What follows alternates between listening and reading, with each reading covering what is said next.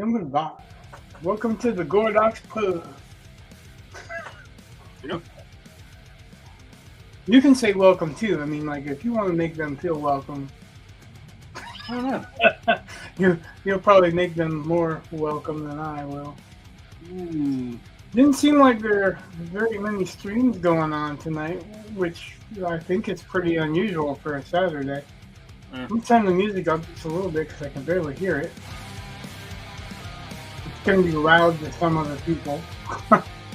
It's so weird how it fluctuates from what I think it should be to what it actually is on stream. Yeah. So Welcome, viewer. Thursday, I started this swamp thing to do something watercolor-wise. No, Man-Thing, sorry. But I thought I thought that one was Man-Thing. Yeah, Swamp Thing, I made a challenge for the David Finch fan service. So I was doing it intentionally so I'm not doing what the challenge is, you know what I mean? Okay. Like if I'm going to do the challenge, I want to do the challenge fairly, not have a head start. Right. So, new brushes for the general viewership. Both of them are Raphael brushes. This is a mop. It's a number 0 mop. But it's a travel size, so I can fit it in my little travel kit. And this was a number 1 round. No, yeah, number 1 round. Detail round. But it's bigger than the number 2 Windsor Newton sable. All of them are good brushes. Now I'm going to play around with these. And these are Cotsman Windsor Newton watercolors. All this stuff is in links in the description, except for the Raphael brushes. Okay. So, one of the things that I'm doing is figuring out what the water ratio is that I'm comfortable with to get the opacity level I'm trying to get.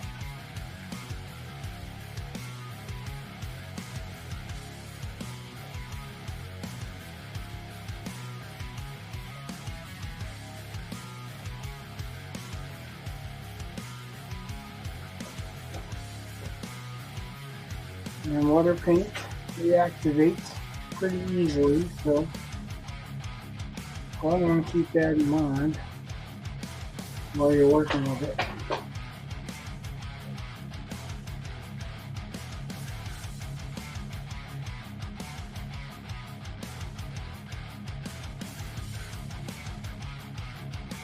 And I found, I don't know if anybody else has found this to be true, but I find that if you start picking it up because you reactivate it, if you kind of dab it with the tip instead of swiping it or sweeping with a brush, you can leave little dark stipples that'll cover the empty spot. You won't really texture it as much as it looks like either. Hi, Trey.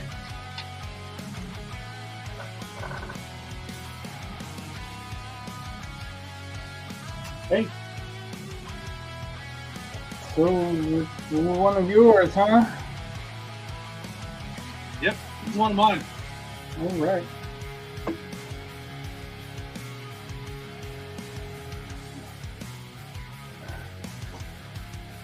Yeah, I first read that wrong as wasp. I was like, okay, weird. What? You put WSP and I was like, wasp? Which shows my age, that's all.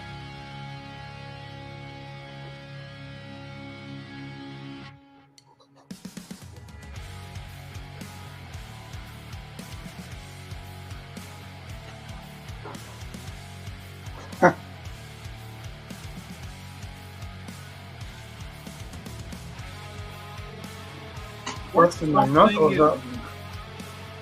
weren't Swamp Thing and Man-Thing about like weren't the guys that made those like roommates or something? No, Swamp Thing is DC, Man-Thing is Marvel. Yeah, I know. Bernie Wrightson and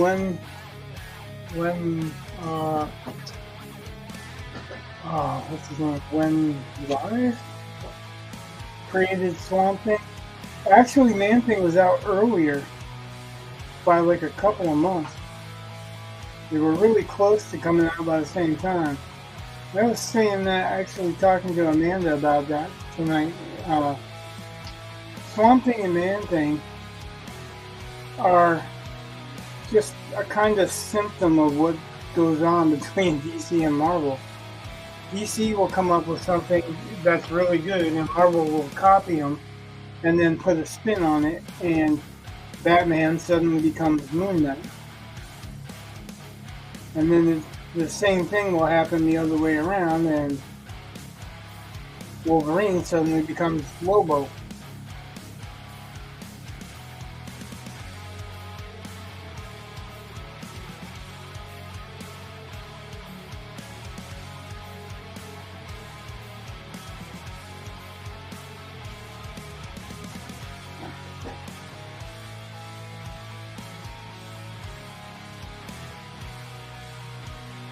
Yeah, I was right. What? Well, so I looked it up because, you know, power of the internet. And said Jerry Conway co-writing Man-Thing's first black and white story. Wine would write Man-Thing's second issue where the monster would ally with Kazar against AIM. It was during this time Wine was roommates with Conway that Wine was also working on his own title for DC known as Swamp Thing. Okay, so you're talking about the writers. Yeah. But Bernie Wrightson was just as much of a creator as one Wise. All right. I just knew there was something to do with roommates. Okay, so the writers were roommates, which is something I didn't know either. So that's an interesting fact. But yeah, like almost all work, it's not just the writers who create it, especially with comics. I mean, I'm speaking of comics now. I'm not speaking of like obviously just prose or whatever.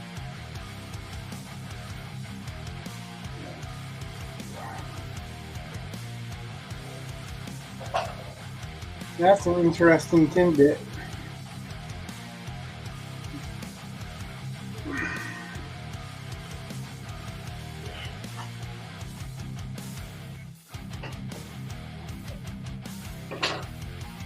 Oh, that's just fun. It never. So, you know, going down a rabbit hole, I didn't know that they were inspired by a character called the Heat.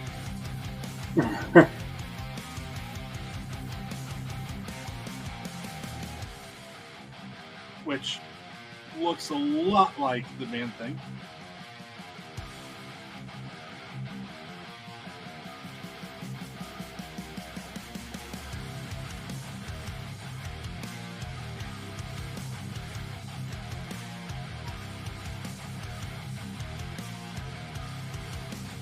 Swamp Thing got a twist in the story when Alan Moore took over and decided that Swamp Thing wasn't a man that turned into a Swamp Thing, it was a swamp that turned into a man thing. Okay.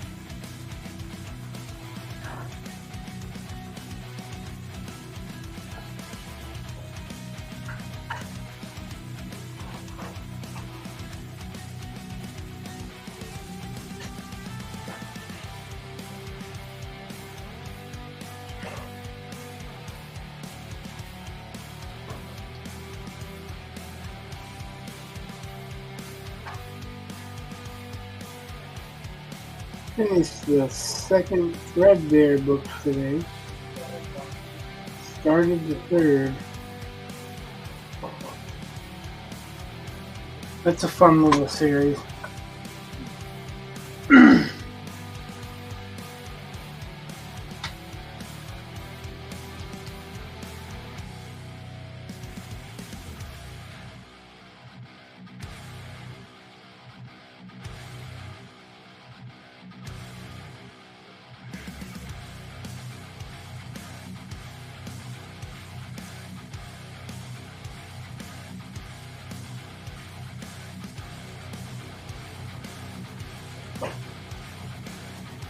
About a teddy bear that is sworn to protect his little girl. Yeah. But you cross that with Dungeons and Dragons. So it's pretty much set in Dungeons and Dragons, and they have hit points, and he skills up and levels up, and he's not just a teddy bear, he's a golem.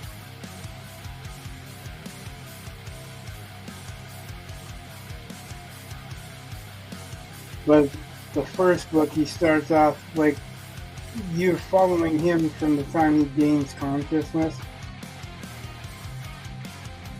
And he really can't move, he's just noticing stuff. Yeah.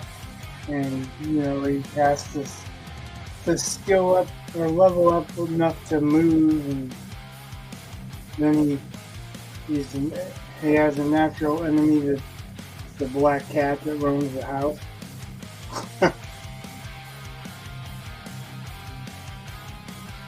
And then it expands exponentially from there. Okay. But it's very fun, and I would say that it's like a kid's story, except for the language is not kids' language. About 2/3 of the way through the first book, there's these, I want to say orchids, but I'd have to look it up, that are cursing like worse than sailor. And it's an immature kind of thing because they're supposed to be, you know, kids. So.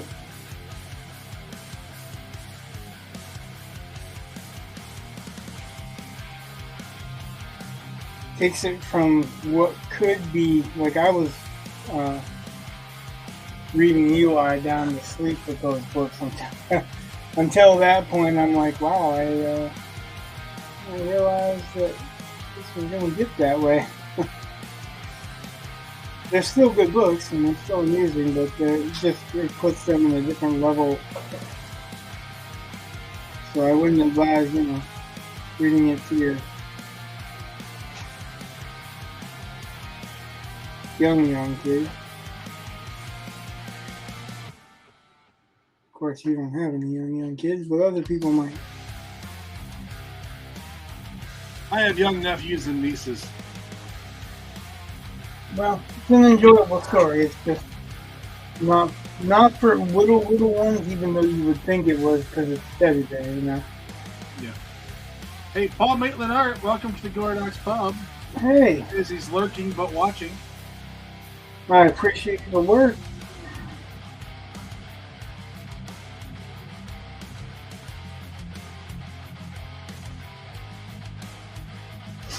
Yeah, I started this Thursday because I wanted something that was fairly quick and not a long investment, and I dodged my knuckles up pretty well. Yeah? Stop boxing with the wall. Not even. It was even stupider. Like, the injuries I'm getting are really stupid. So, in this particular instance, our ice melt salt froze up. Like, it's like one big clump. Yeah. And Amanda took the icebreaker to it, like the big ice stripper. Yeah. and it wasn't doing a whole lot. So I grabbed the hammer and whacked it a couple of times, and the hammer was doing great. And all of a sudden, it felt like I had waxed my knuckles together. And I looked, and they were busted right. This is actually nicer looking than it was when I discovered it, because it was like that big and looked like an exit wound. Looked like somebody blew a hole in the backside of my finger. Lovely. But I have no idea whether it came from a chip of ice salt. I kind of felt like it had some salt in it. Or if I hit the basket that it was sitting in. I didn't think I hit the basket. But it was pretty cold, so sometimes cold will numb you with stuff that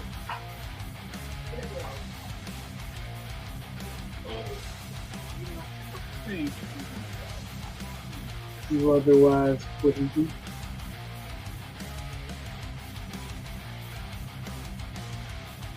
I think that's a better camera ratio. What's that? Oh, we were on equal screens. Oh, okay. So I shrank me. Wish it was that easy in real life, right? Oh, yeah. Makes me laugh that I can remember being in 6th grade, and the entire school year I wore sweaters because I was so bony. Hey, guess who's here? Ha ha ha.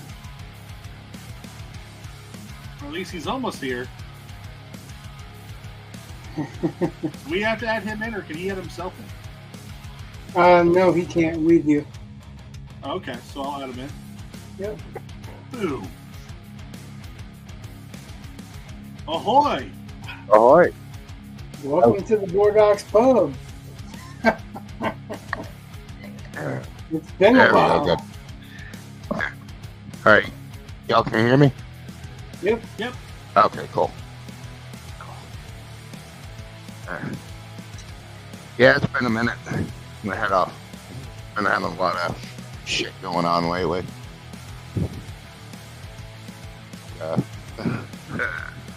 Life.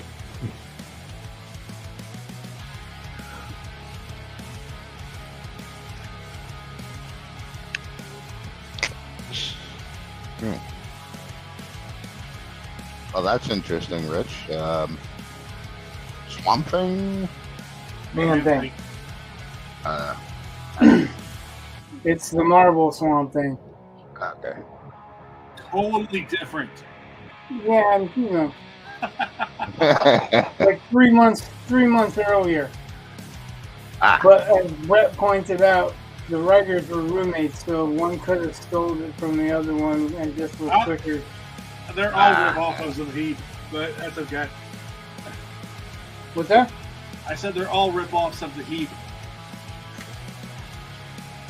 Well, Garbage Man too. Well, okay, but like I just looked up the Heap, and basically it's Man-Thing, except for instead of 3 Isn't it Jack tentacles, Kirby we've got one? Is it the Jack Kirby one? Oh, I don't know. I just looked Who it up real created it? fast because I'd never seen it. Jack Kirby created a lot of that kind of stuff, so I wouldn't be surprised. Let's just look.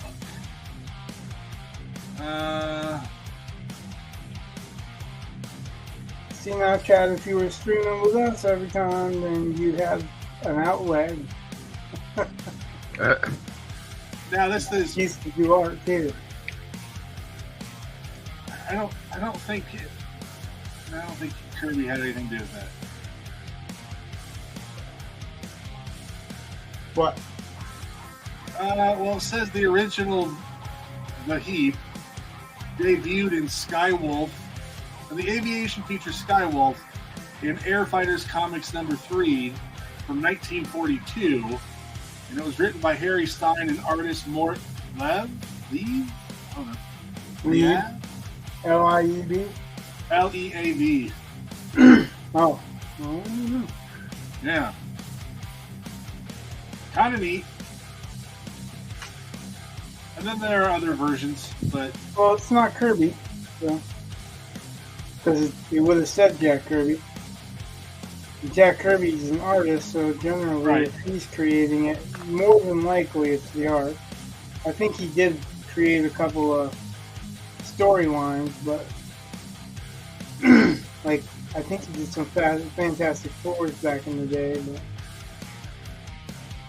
I'm not really sure how much Jack Kirby did or how much Stan Lee did or any of the other guys that were around Marvel of those days.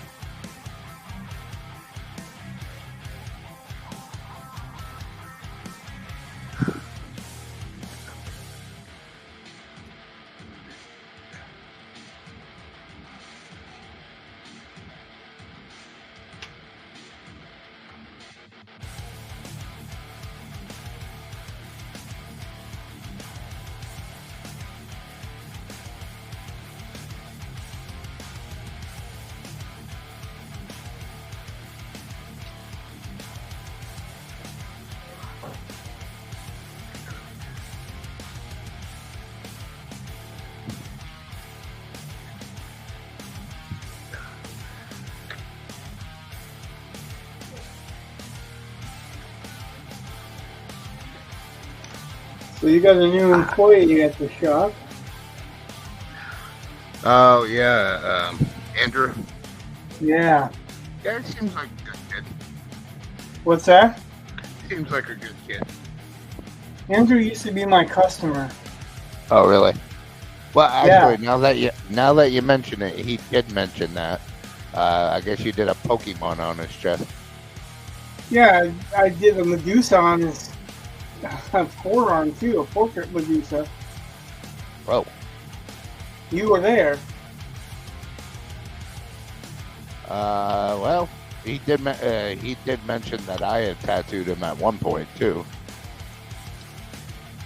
Yeah, it's funny because I saw him at Walmart and I went to say something to him and he looked at me and took off the other way. huh. Wow. Well, you are scary.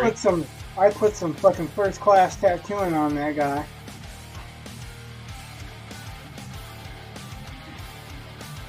You know how that goes sometimes. I don't know. Yep. I don't I understand know how that went with him. Yeah, I don't know, man.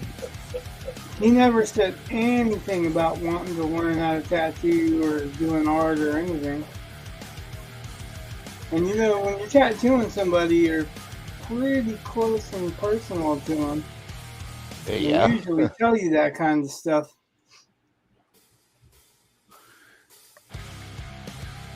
Yeah, I'm, I was don't know. surprised. I'm still kind of coming to terms with the fact that I know this kid myself. I don't know. I can't explain it, I guess.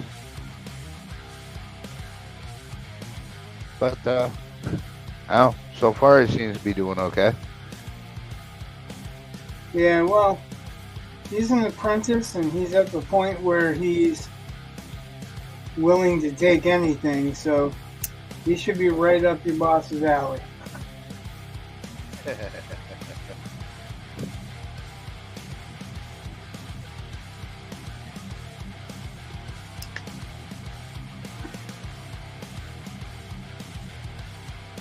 I'm not giving anything away, am I? This is true. Everybody knows it. Yep. He likes production. What's that? He likes production, guys. Yeah, he likes guys that'll do anything for money. Yep. I'm not going to make comments about girls because I don't know what he likes in girls. But I can imagine, you know. Let's not defame anyone. Did I mention any names? Nope.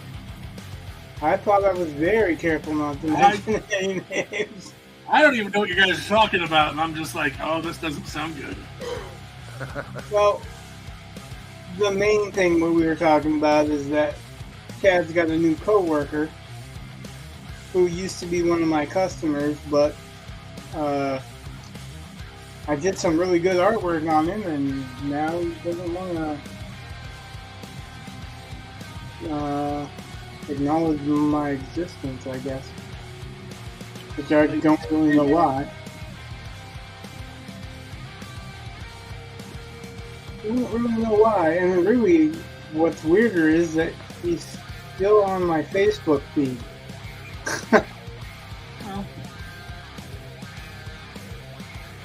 Well, you know, just saying. Like, it's weird. Period. I ain't judging nothing. I have very rarely kicked people off of or blocked people on Facebook. And that's why he's on my page, because I don't have any reason to actually, you know, kick him off. I ain't judging nobody yet. He does seem to be doing all right, though, at the shop. That's all we can ask at this point. That's good. Yeah, I'm not going to say anything negative about him. I'm just saying, like, it's really weird that he went from being one of my customers to not talking to me. And usually my customers are pretty faithful to me. So I find that a little bit strange. And I did real good work on him, you know what I mean? So it's not like he had something that was screwed up or whatever.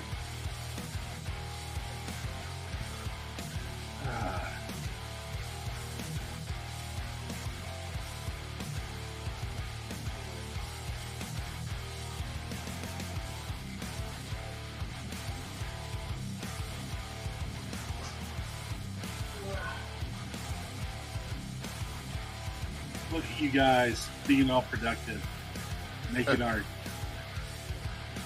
And then I'm just here looking pretty. What are you doing, Chad? I am working on a, let me back up here. A close friend of mine and also a customer of mine recently kind of went into business together a little bit. And he owns a 3D printer, and he's been printing off a bunch of kind of random stuff and a couple things that he's liked, and he's making the prints, and I'm doing the custom paint jobs and stuff like that, different improvements, things like that, maybe even kind of branch off into like prop making, things like that. Kind of something I've always really been into, just kind of working with models and stuff like that. So this particular piece is I'm going to say it's probably about a 14-inch statue of Vegeta from Dragon Ball Z.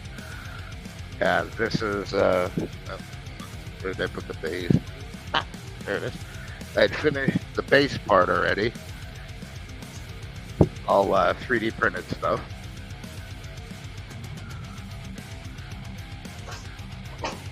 It's enamel paint, and a compound called Rub and Buff. Rich might be familiar with it. It's a metallic wax paint, sort of. You can rub it on many different surfaces to make it look metallic. And after you apply it, if you buff it with a clean cloth or whatever, it actually shines and buffs it, makes it look shiny. Cool. So this piece goes on top of this piece, and then of course the statue builds up from there. Figured it's best to start from the ground up, so that way as I finish the pieces, I can start gluing them in place where they need to go. Ooh.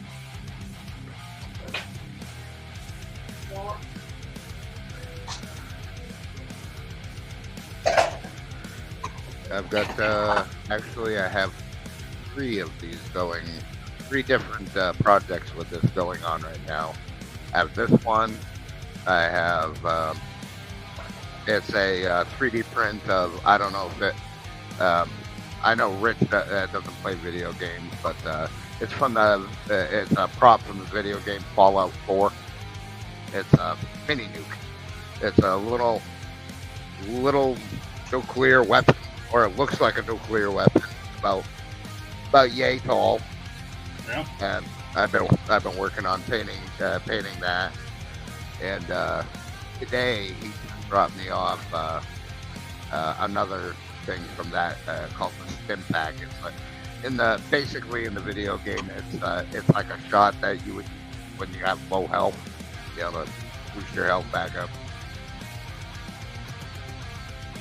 My boys like to play Fallout. Yeah, it's had become one of my favorites. I enjoy it. I got a little prop and statue collection going on with it.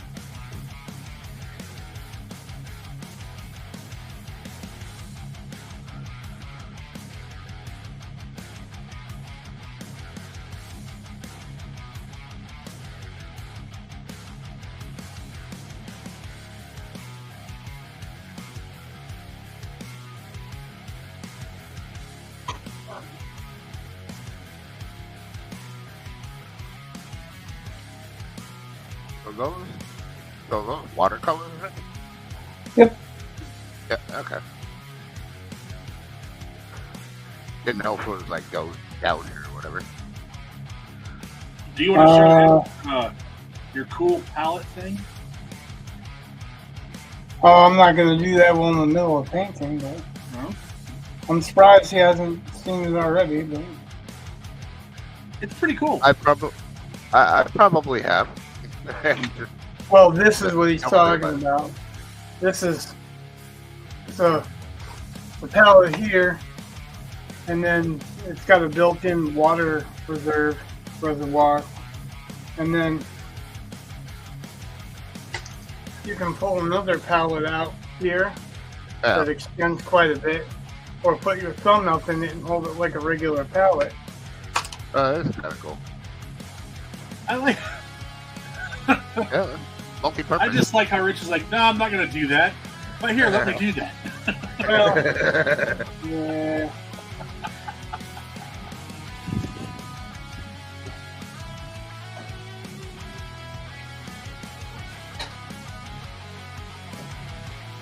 But see, this way, like, if anybody complains that it takes forever, I'm going to say it's Brett's fault, because I have to explain every little thing.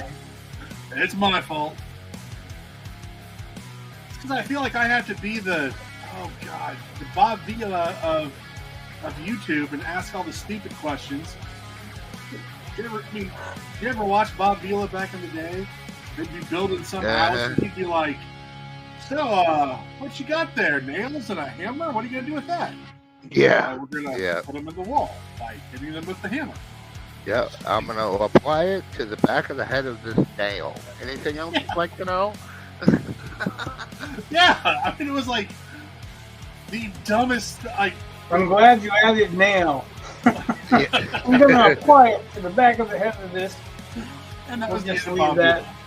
Yeah. We'll just leave that to whatever. What do you think he's going to apply it to the back of the head of? Yeah, that's where they went to commercial. They left it up in the air. Yeah. Make you think the contractor's about to take a swing at Bob.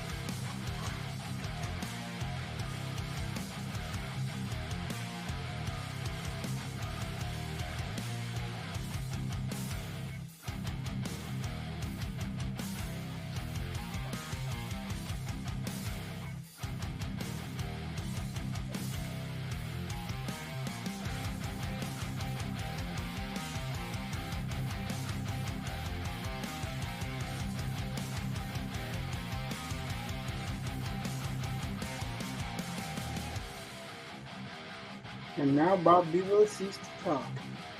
Well, you put a nail in the back of his head.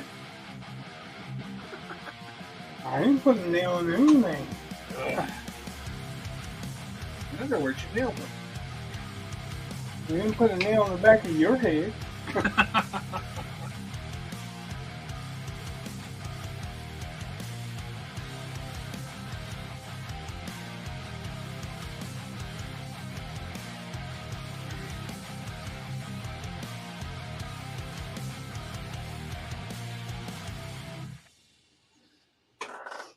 So what I'm doing is dabbing some blue, ultramarine blue, over the brown, and it darkens it exponentially. It's not quite black, but it's much, much darker.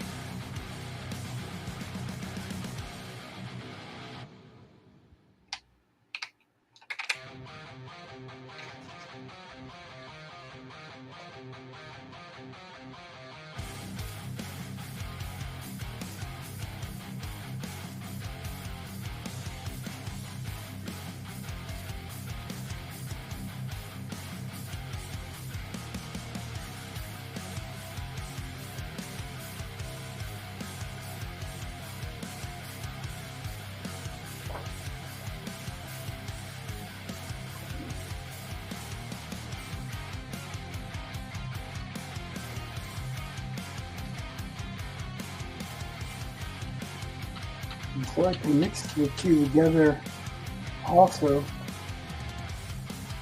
before applying it, and it darkens it even more.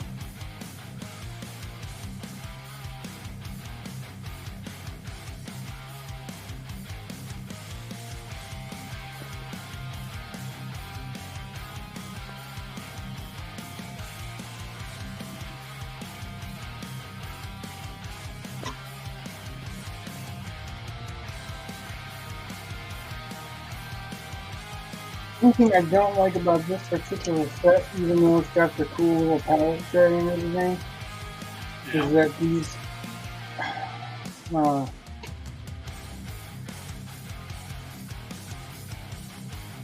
pigment inserts come right up when it gets gummy, and you can see they're rocked back and forth and stuff.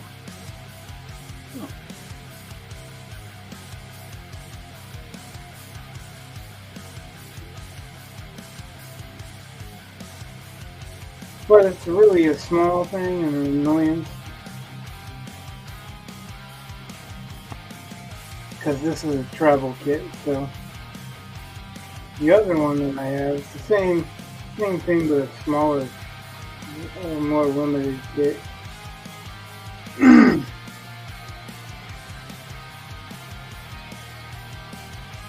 Have that rock back and forth problem.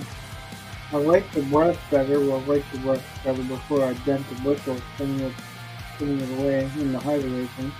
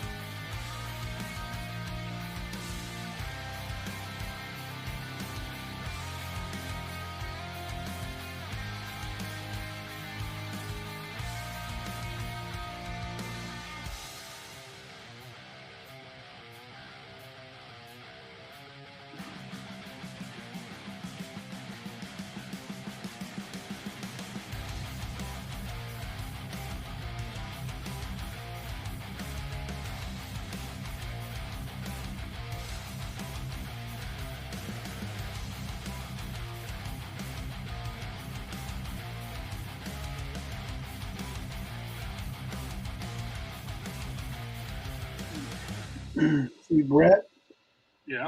you were asking why somebody would be specific on mixing their own black. Yeah. Instead of just using pre-mixed black. Yeah. So, cheap. what I'm showing you though is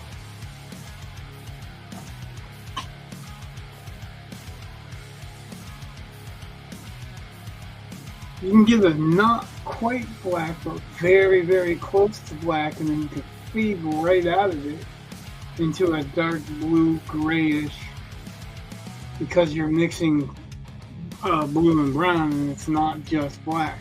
It's just right. Black. You have to stick with whatever hot or cool or whatever that you're getting from that particular black. Right, and I was saying I never liked buying black. I always figured I'd just make my own. That way I always got to control it. Okay, well, I thought you were asking it for the other reason, not that you knew the answer and was... Well, that was because there was a YouTube video, and I had never heard, don't use black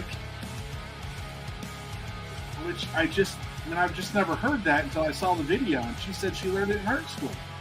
I was like, well, I've been in art school. I never learned that. Yeah, I learned that concept. That's just mostly, I believe, because people rely too much on black and not really creating the particular color that it is. Like when you're doing chiaroscuro, you know what I'm talking about when I say that? Yep. So when you're doing chiaroscuro, the shadows aren't necessarily true black, it's just true shadow, right? Yeah. And if you're, just squeezing black out of the tube, you don't get some of the reddish hues or brownish hues that are in those depths of those shadows.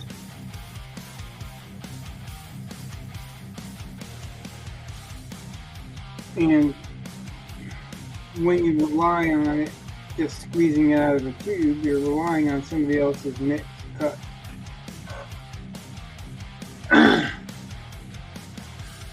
What they feel black looks like, and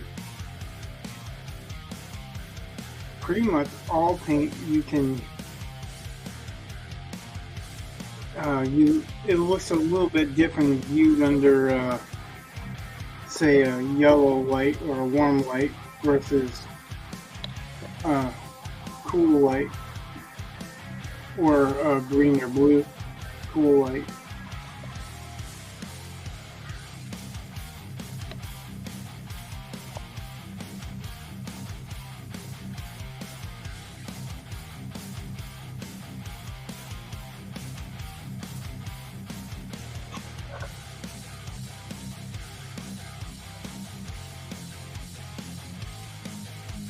When I first started using watercolor on any kind of major scale, I didn't have black in the set that I had bought.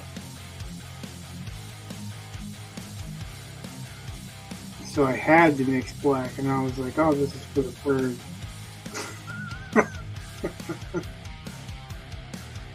Because especially when you're working with watercolors, you're worried about the consistency, the level of consistency that you want to get out of it too.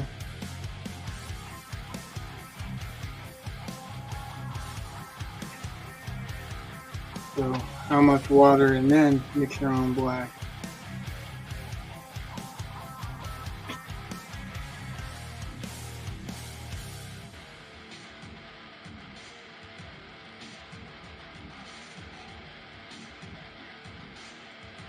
And I like the idea of leaving the top fading to a darker blue than just a black, because then there's a little bit of the ambient color, a little bit of the sky color in it.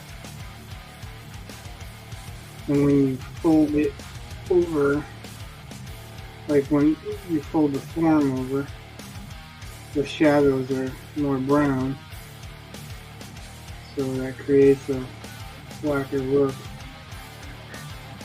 Put the... Oh, okay. I thought about that. I thought my boy was putting my hamster on my pop. Not your hamster. Okay, I thought my boy was putting his hamster on my pop. Like where I'm going to put my lips. And it would probably crap all over it. Not to mention it's a cold pop. It's not nice to the hamster. Especially if you're putting the hamster's balls on it. Again, I don't want that on my pop.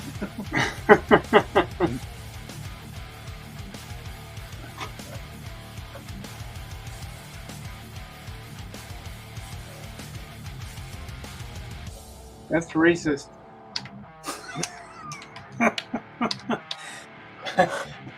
Is that hamster's name now Clarence? No.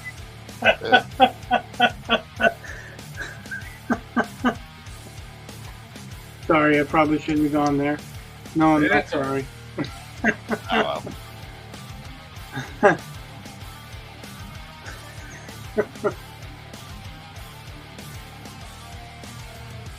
No, that's not the pubic hair. It's a hamster hair. So different.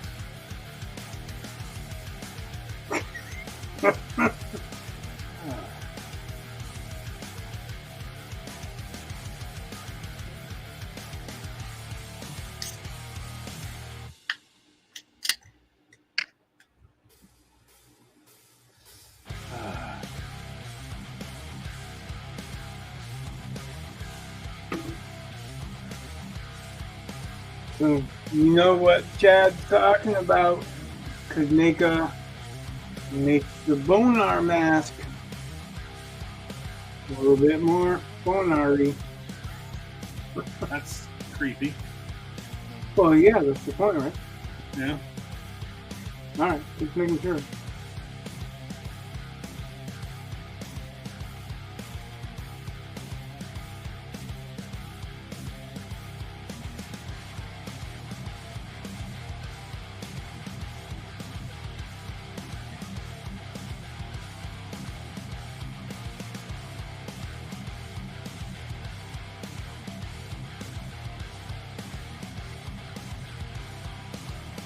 Or you could give it like Skittles teeth.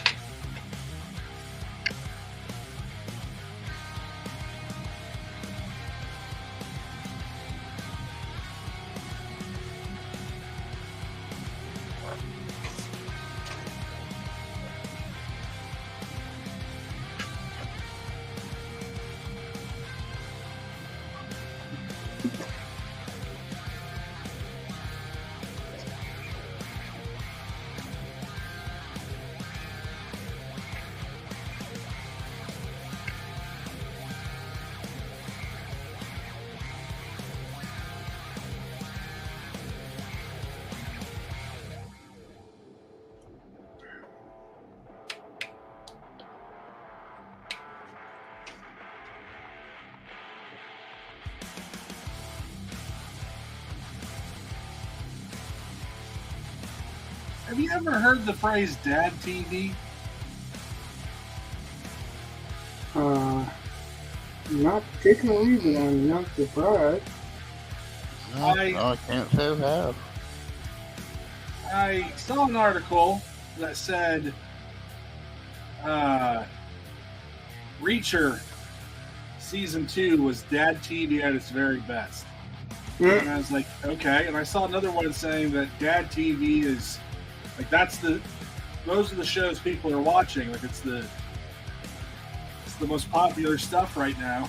Yeah, they're trying to make it sound like it's old straight white male TV and not for anybody else really.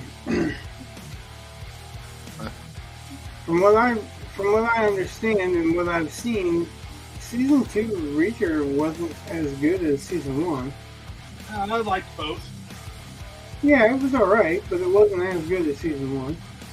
I think, adding the team members in the way that they added them in actually just took away from Reacher's abilities.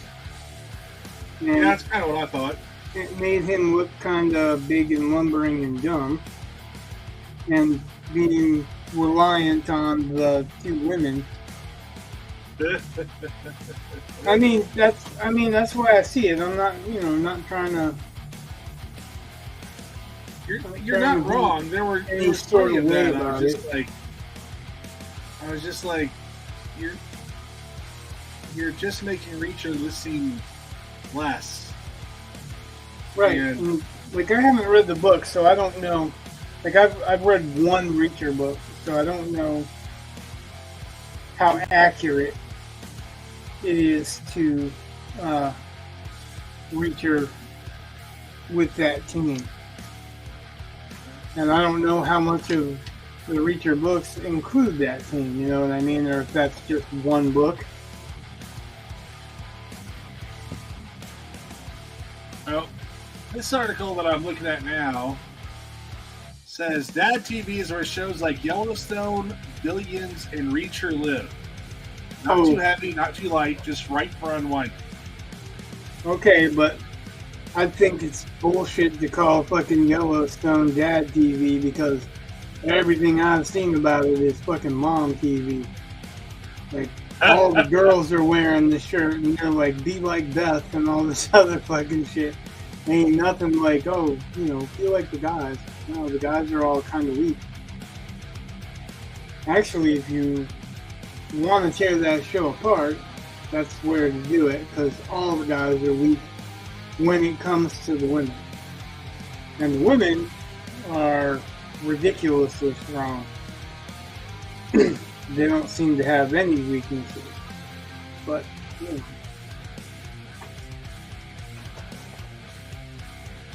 Ooh.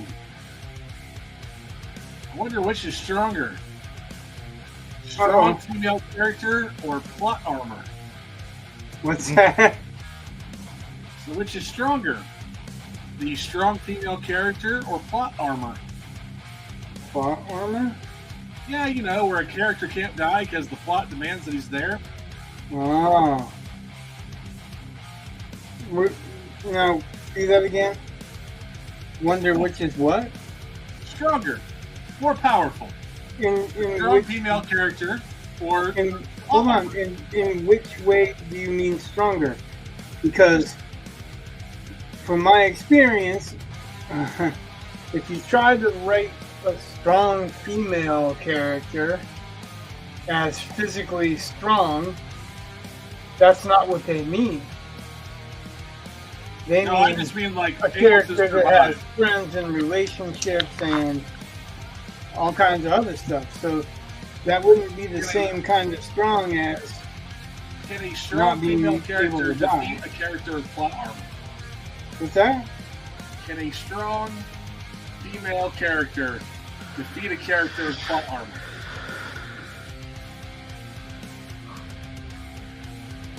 I'm just making fun of tropes. I would say it depends on. I would say it depends on the genre you're reading, really, because as we've discussed, and I've actually was seeing something recently on it.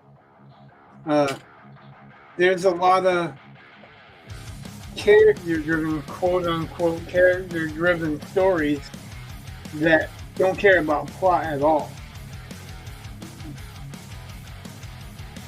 And it's all about the character. And what we had been discussing is that they don't have fucking endings.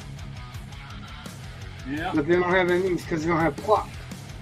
It's seat in the pants stuff all about the character.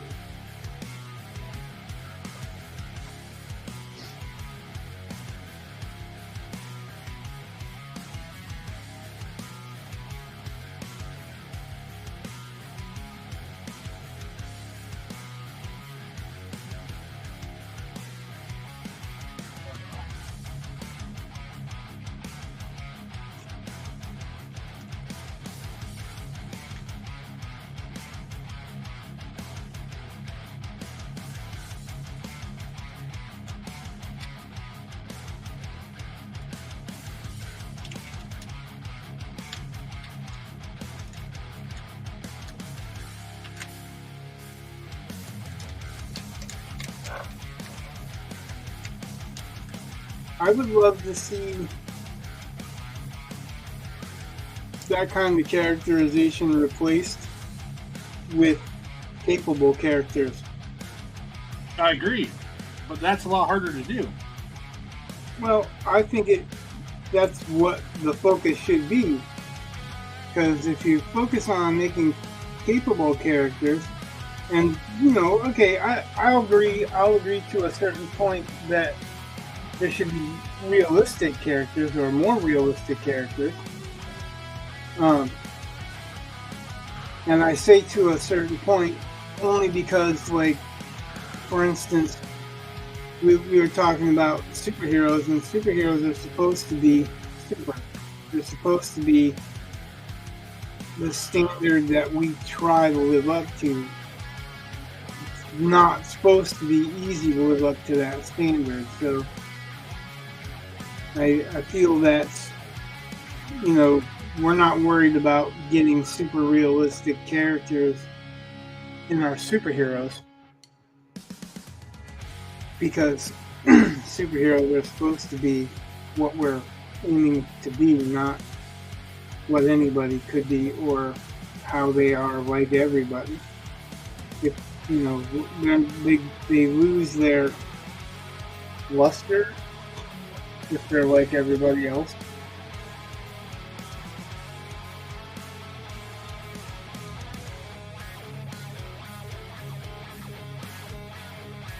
But Brandon Sanderson once said that there are certain characters that don't have inner character arcs, that don't change from the beginning of the story to the end, and we still love them. And what he gave for examples are Sherlock Holmes and Indiana Jones and James Bond.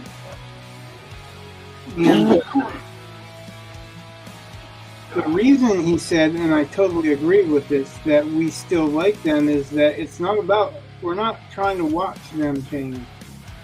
We're trying to watch them use their capabilities. We're trying to watch them use a set of capabilities that not everybody has. So I think that's kind of lost nowadays. So many people have been concentrating on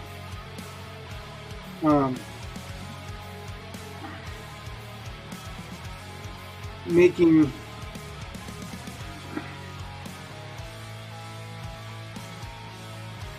characters that fit into certain boxes, for lack of a better term, and not concentrating on why we're following them, why it's important for their story to be told. Thoughts? I was thinking MacGyver was a character like that on TV. Yep. Because it was not about his inner journey. It was about, how's he going to make a bomb out of a paperclip? Well, that's what the guys were, but it's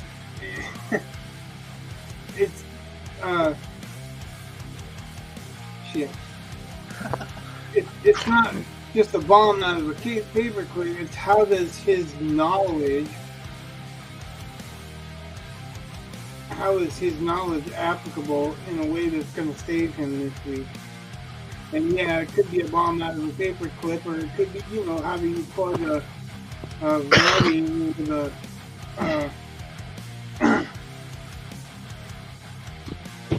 with with an egg.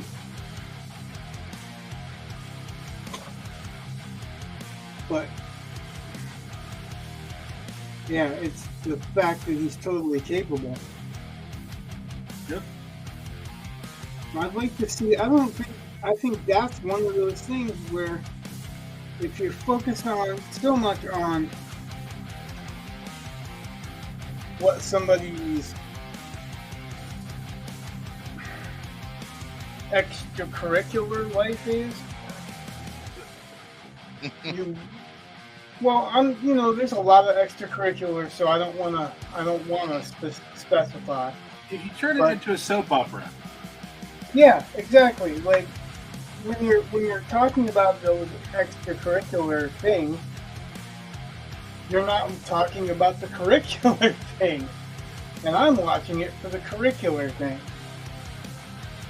Well, it's definitely a balance that you gotta strike. I don't know. I think you could get away with not worrying about having too much extracurricular if you've got really compelling curriculum. Well, yeah. I feel like I'm talking around the subject, but I don't feel like there's any other way to do it. It's a matter of what your audience is looking for, and there's an audience for that type of character. There's an audience for soap opera characters. I mean, yeah. And there's nothing wrong with either one. It's just knowing which one you're going with. What's that? It's just knowing, what your audience is actually looking for and trying to deliver. And I think Marvel kind of has a weak spot on this because they attribute the popularity of Spider-Man to the soap opera aspects of Peter Parker. And they think that's what makes Spider-Man one of their best-selling comics. And no, really. I mean, listen to them. They talk about, we made him a kid like our readers. We gave him a life. He's a social outcast. He doesn't go to the Fortress of Solitude. He goes back to Aunt May's. He has to have a job. He's worried about bills. These are basically... What you're missing is that it's the Jewish prescription.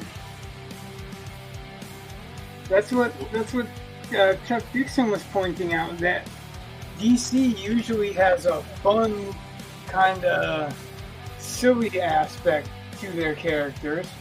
They're all unbelievable. They're all silly. And Marvel has a pretty much Jewish guilt, Jewish boy, Jewish upbringing characters, except for Daredevil, who is a Catholic. But he has Catholic guilt and Catholic upbringing. But I think that's actually dead on, because that's what Spider-Man is. Spider-Man, all the things you're talking about with Spider-Man is you can watch Brighton Beach Memoirs and get it. And that's... But I think that's why with Marvel, they end up thinking they need the soap opera aspect way more. That, and they've been one to... The message has been way more important than anything else. And yeah, and that's the extracurricular stuff that I was talking about. Is I don't care what the message is. Like, I'm not reading it for a message. I'm reading it for escapist fiction. Somebody said, let me see if I can find the quote real quick. And it's an important quote because it's Tolkien. And Tolkien, as you know,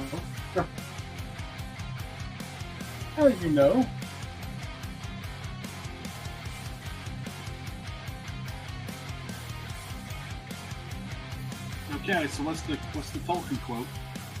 I'm trying to find it. Find it faster. Not any pressure. No. Not trying to rush you. I'm going to find it at the speed that I find it. I know where to look for it, and I'm there, but it's just a matter of finding it. I just don't want dead air and nothing happening on screen. Well, we're going to enlarge Chad painting for a minute. Okay. Let's bring up Chad's again.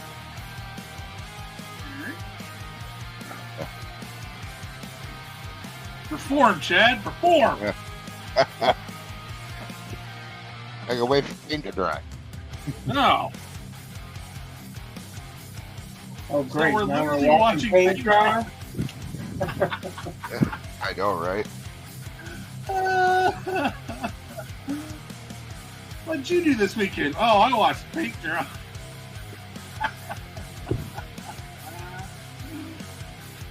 Well, you could show something, Brett. I'm showing my amazing good looks. So. Yeah, like, I want people to watch for something. Not watch under their bed for something. Holy crap.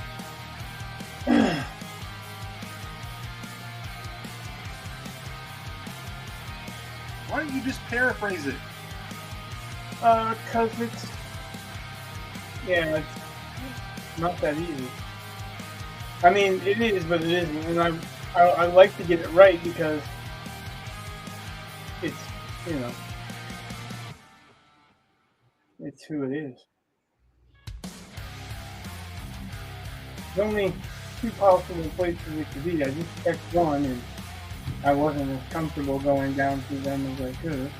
Yeah. Because I'm trying to rush it.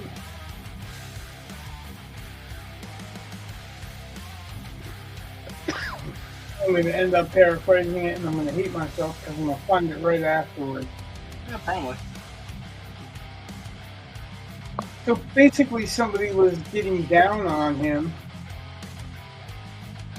for writing fantasy because fantasy wasn't considered legitimate. It was somehow less than legitimate.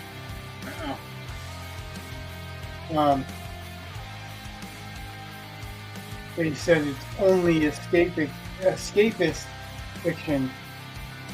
And it was his reply that I'm looking for because I think it was pretty ingenious.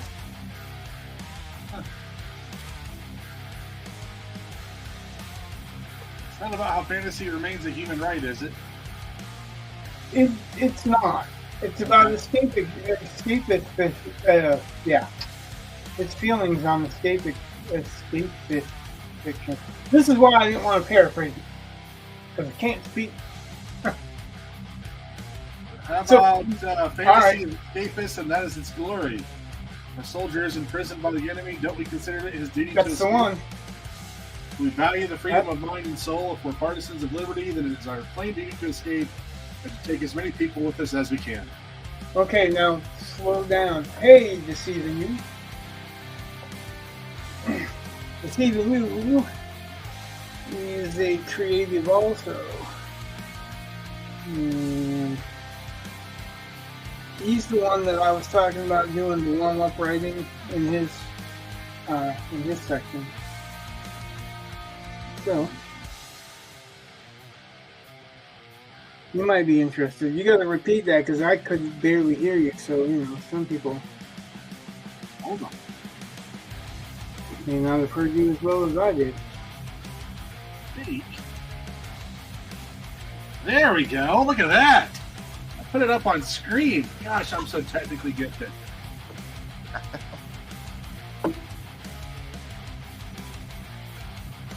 Wow. Yeah. Fantasy is escapist, and that's its glory. And that is exactly relevant to what we were talking about in the fact that we shouldn't at all have to worry about what the extracurricular or regular lifestyle is for characters that we're not reading for a regular lifestyle. I don't give a shit who Bilbo is attracted to. And the only reason that I care about Samwise and who Samwise is attracted to is because Tolkien let us know that he had a very big love for his daughter. Like, I didn't need to know who Merry and Pippin and all that ended up with. I needed to know that they lived through an adventure, right?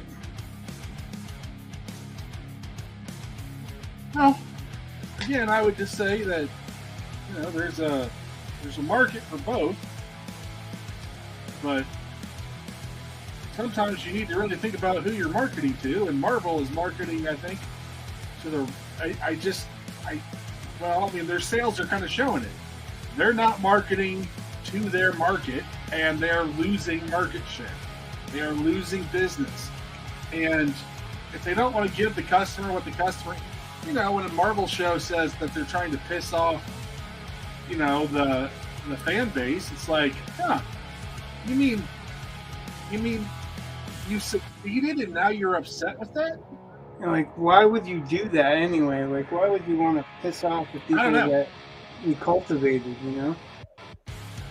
That was my argument for James Bond, because a friend of mine was arguing that they should make like a female James Bond and whatever.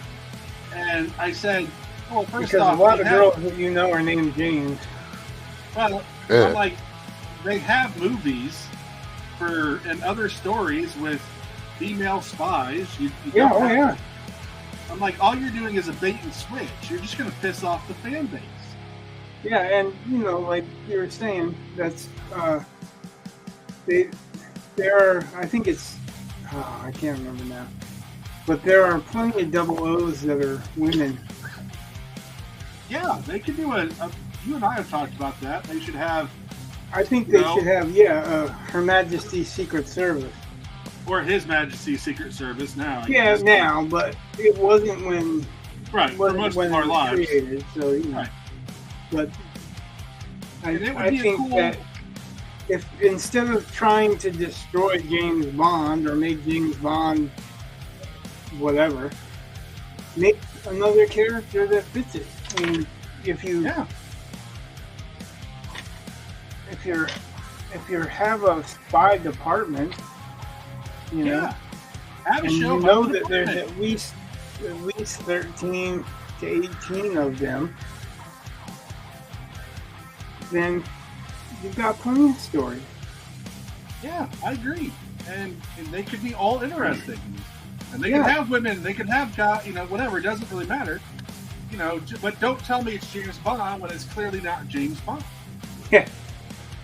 You know, Well, it's just- and like we talked about, like the argument that James Bond is not his real name, it's a legend, is dispelled if you read the books, because in the second book, he's worried about his name being called up because it's his real name.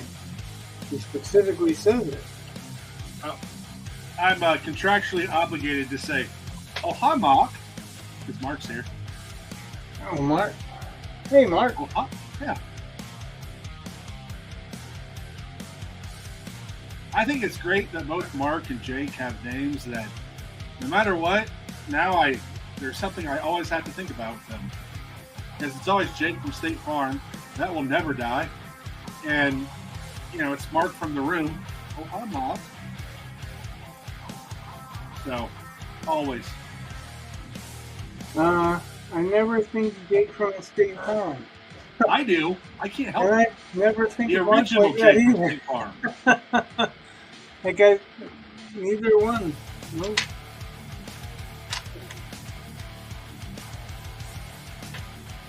Your brain doesn't need to work the way my brain works. But what I keep doing in my brain is going Jake Sullivan. I'm like, wait a minute. Nope. Nope. Well, no, and that's just as bad Yeah. because it's that's Larry Correa's Grim Noir books.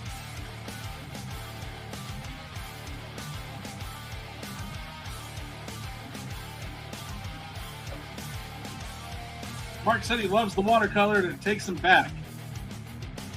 Uh-huh. Oh, I don't know what it takes him back to. I'm wondering about his home life Watercolor? when he grew up.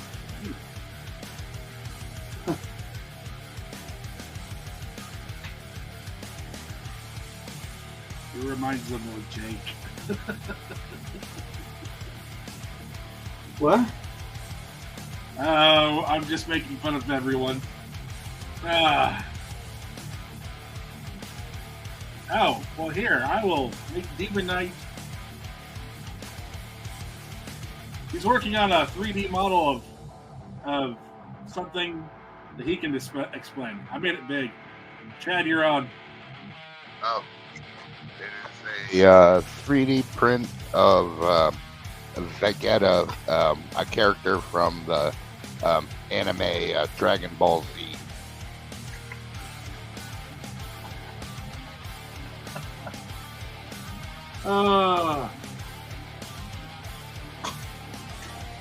Mark said Jake takes after his mom because your painting reminds him of his mom.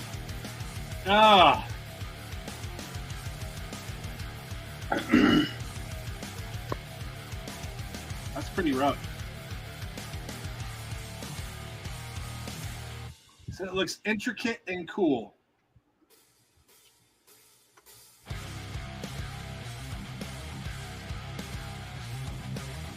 Thanks, I think.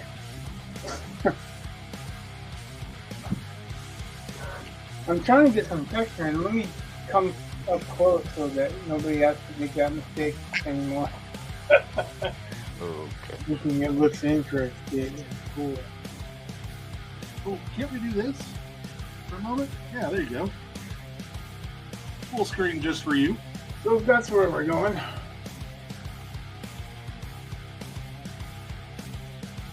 Right now.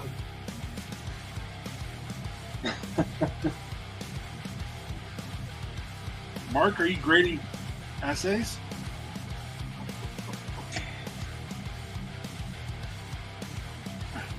Mark said, sorry, that's my frame of mind right now, which is the same Yeah, as 2/3 of a bottle of Cabernet, which is why I asked if he was grading papers. I was looking at it while I was allowing the close-up. So basically, I'm trying to get some textures in him. I think I've been managing, but now I've got to sweep through and cover the outsides too. I'm trying to fit in little places, which is really kind of weird because this brush don't want to actually do the little places. It wants to do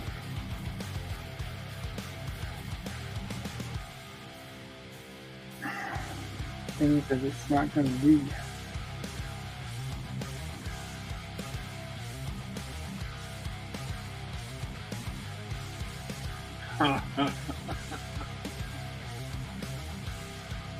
If you're 2 bottles in to grade essays, by that time you should be like, they're either all F or they're all A.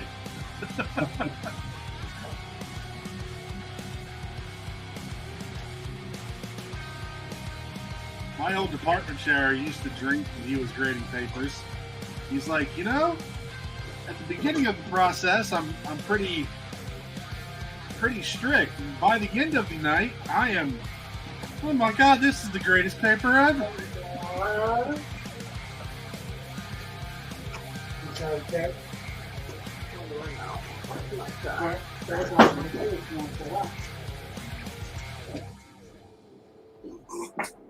Oh, fuck that. Gee. Put the whole world here.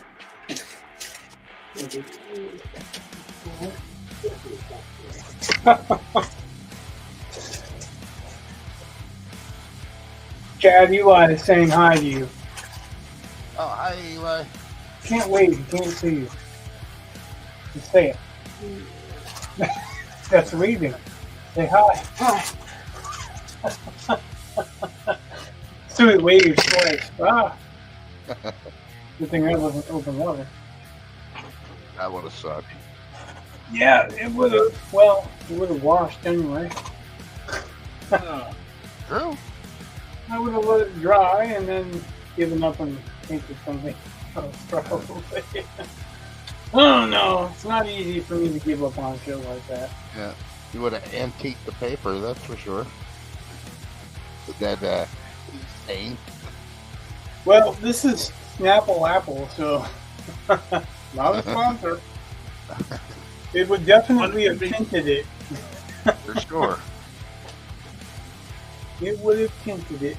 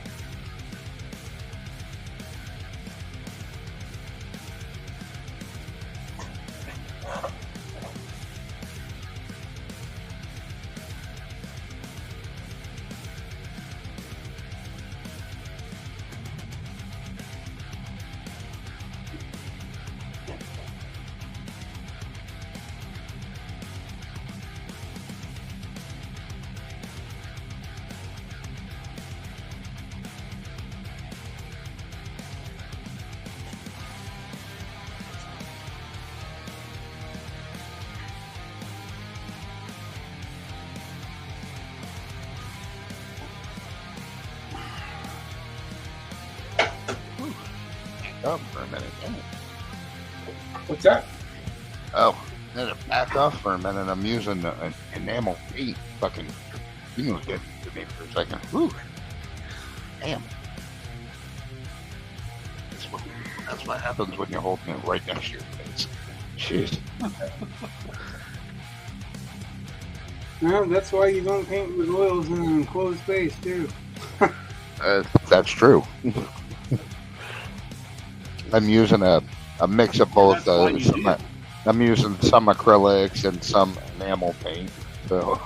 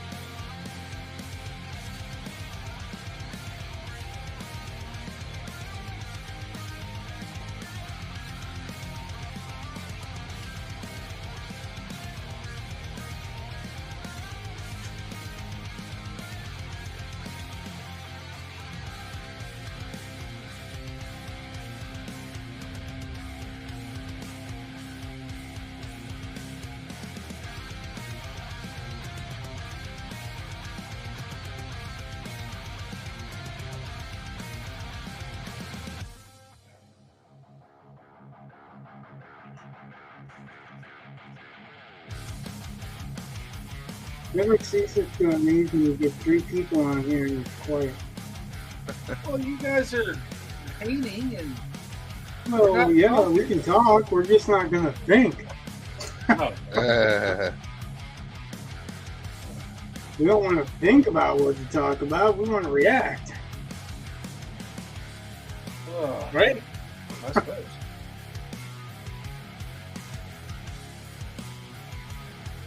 The Dad TV was my idea to discuss. Food discussed. And then you killed it like you were Tolkien's quote. Oh.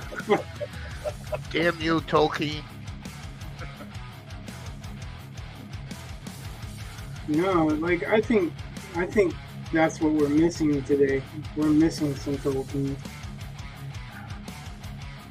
Everyone that we have for fantasy role models have gone from telling stories to telling partial stories, and from telling fun stories to trying to bring attention to a cause that has nothing to do with the stories that we're trying to, read. Well, I was trying to think about Terry Brooks. I don't even know if he's still alive. I suppose I could look it up. I think he is. Oh, wait a minute. Did he die recently? I don't know. Let me look it up. Now that it's a question. Yeah, I want to say he's still alive, but he might have had like something recent. Because there's a couple of more famous sci-fi fantasy He's still authors alive. that died recently. But I mean, I just like I don't know. He milked that series for all he possibly could. And So you're not a fan? well, I mean, I started off loving his work. I did. And then I lost track of the order of the books, and I just was like, Yeah, because all he right. started writing. That's that thing where all of those guys that write these monster epic tomes, they all at some point in time seem to start writing prequels or sidetracks, or instead of just finishing the damn story, they have to go out. Just add one more complication and then one more complication, and Well, sometimes, but like even like I was saying, they're not finishing the story. They're going someplace else. It's not just they're adding a complication. It's like they're afraid to finish the thing. What are you going to do when you're finished with that series? I'm never going to finish this series. I don't have to write for you. Oh, that's different. Well, what's funny though about that is if you look at like James Bond and Indiana Jones and all the characters we just mentioned, The ones that are capable. you can have an infinite number of stories from them. You don't have to end them, but each story should be standalone. Or nearly so.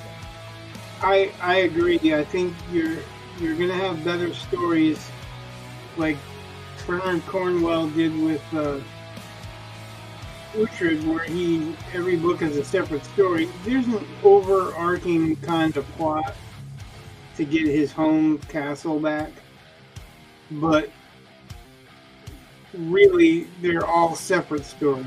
And if he died before he finished, the next book, no one would be the poorer for that story. You know what I mean? Right. And that's another problem that Marvel's had with their movies. Well, I guess with comic books too. DC has the same problem with their comic books. Like, it's hard to just start. Like, I have to watch 20-some movies before I can enjoy whatever's next. That's pretty hard. So I think that's a problem that James Bond doesn't have to worry about it, because for most of James Bond up until the Daniel Craig version,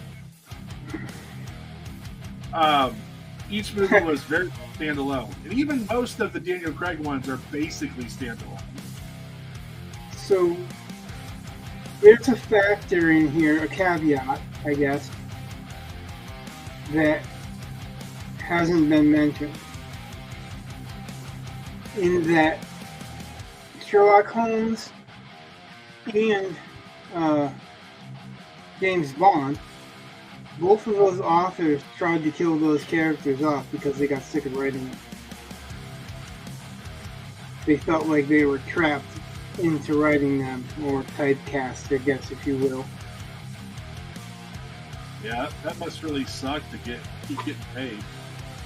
Well, I don't think it's about getting paid. I think it's about them in their journey, what they're trying to accomplish. The author of James Bond also wrote Chitty Chitty Bang Bang. Yeah, I know. Which is just weird, but... Well, it just tells me that he had more to say than just spy things. And because he was a spy master in the war, he probably got a lot of that stuff out. You know what I mean? It was a way of getting stuff out of his system that in the 40s and 50s, there wasn't really much for therapy, I'm sure. Like, I'm sure there was therapy, but I'm sure it wasn't as advanced, I guess. I don't know what I'm trying to say. It probably was a lot harder to deal with then.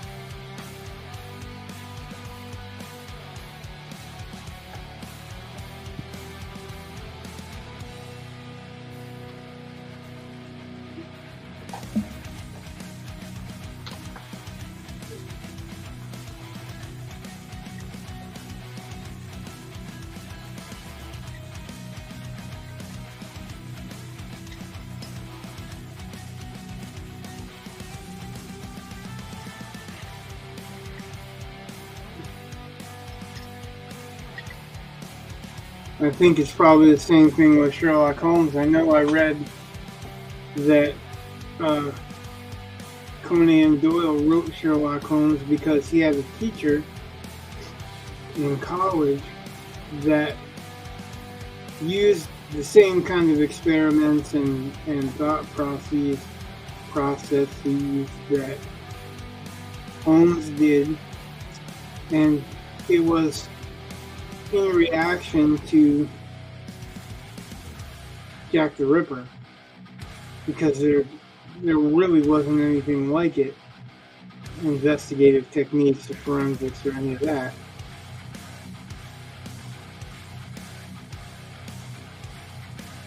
So once that started becoming a thing, he probably felt like he had gotten whatever he needed to express. Imagine it felt like Michael Corleone. Every time I think I get out, they pull me back in.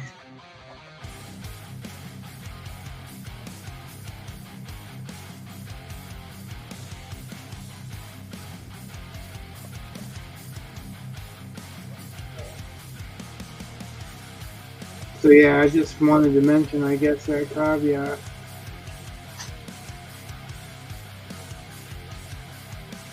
That you can write static characters that are capable in episodic fiction.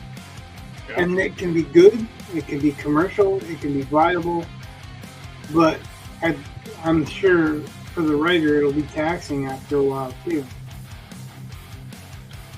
Well, that's when you do the James Patterson thing and just let someone else write it for you. I'm not going to comment on that.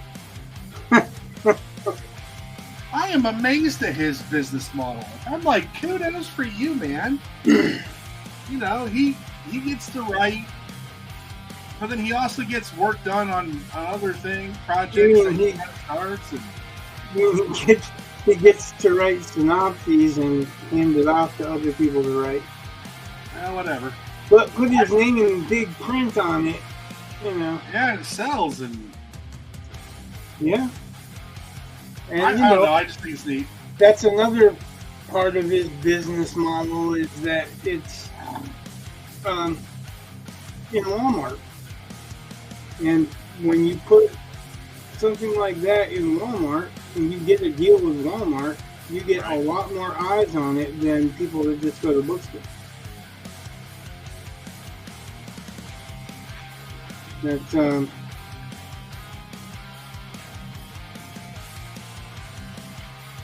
I've talked to somebody about that very thing, because they were trying to convince me to submit a novel to a publishing house that has a Walmart deal. Oh, yeah.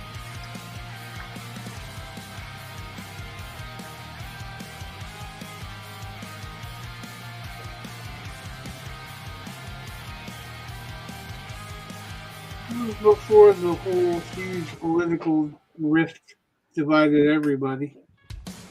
Oh. So I'm not sure if she'd want to introduce me to the people that she was wanting to introduce me to before, you know? I don't want to press it. What really sucks is that I respect a lot of people that are not in political alignment with my thinking.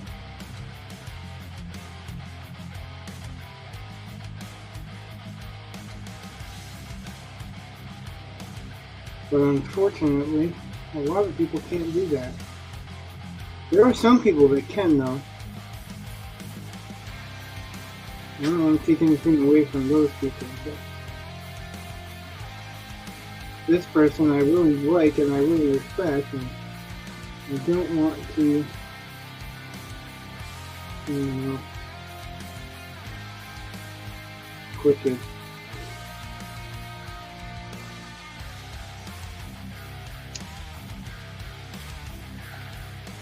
I wish people could just say, well, yeah, you believe something that I don't believe in. That's good. Cool. Even if they're like, that's cool, but I don't want to hear about it. That's still, you know.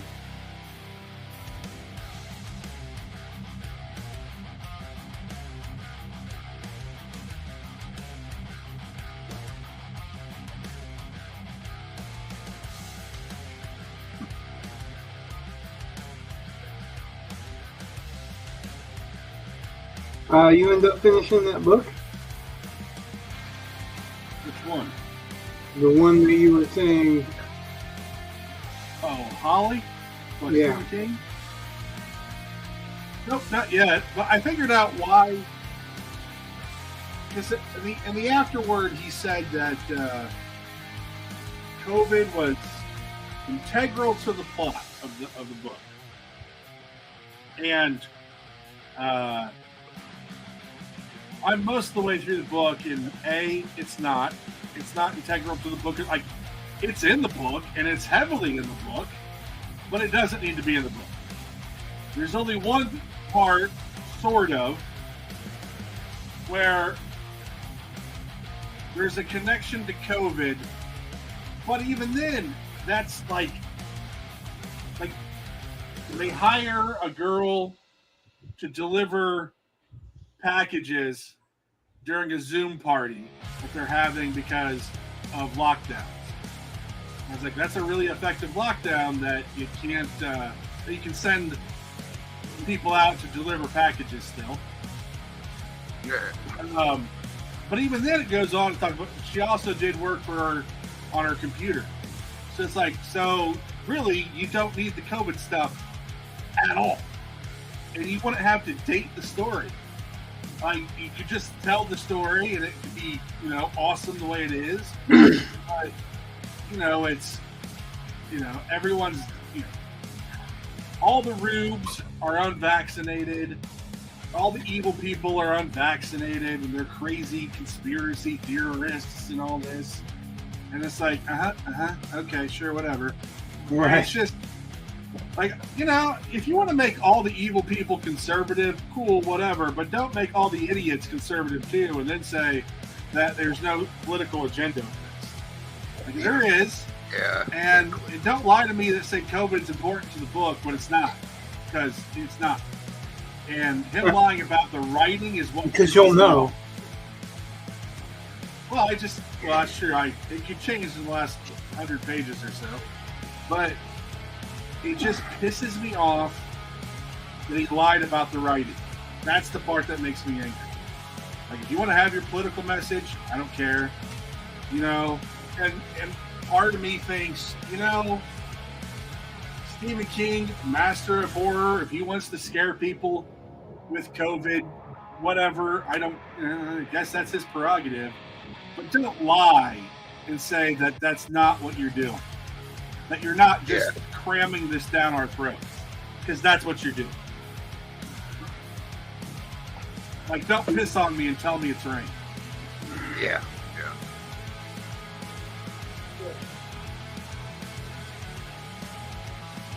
That's my rant for the night. So, you know, like I was asking you if you finished the book, but Nope. I can see why you didn't. I mean, I will. I mean, I'm too far to. I mean, for one reason, if I'm gonna rant about it, if I don't finish it, you could always. Well, how do you know it wasn't more important in those last 100 pages? All right. Okay. So Is it the size volume that King has been writing, or is it I don't know. smaller now? I'm gonna guess it's over 400 pages. Oh well, that's not big. Well, it's not terrible. Well, it's not big. I mean, that kind of fiction, thriller fiction, or whatever, is not uncommonly Yeah, it's 500 not like pages or more. it's not like It or The Stand. Well, I was wondering, like, Bag of Bones, because it's the same thing, but it's like Yeah. it's very verbose and not. There's a lot of it not needed. Probably. So yeah, I wasn't necessarily.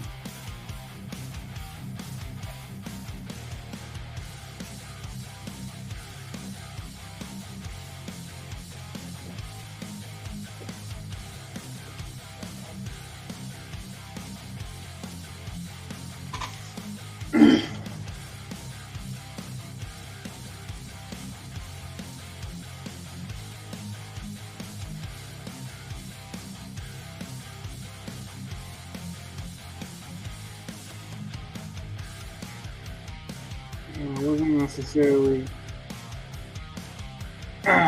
thinking it, but honestly, I haven't felt like he's had his chops up to it for a long time, and it had one of those endings that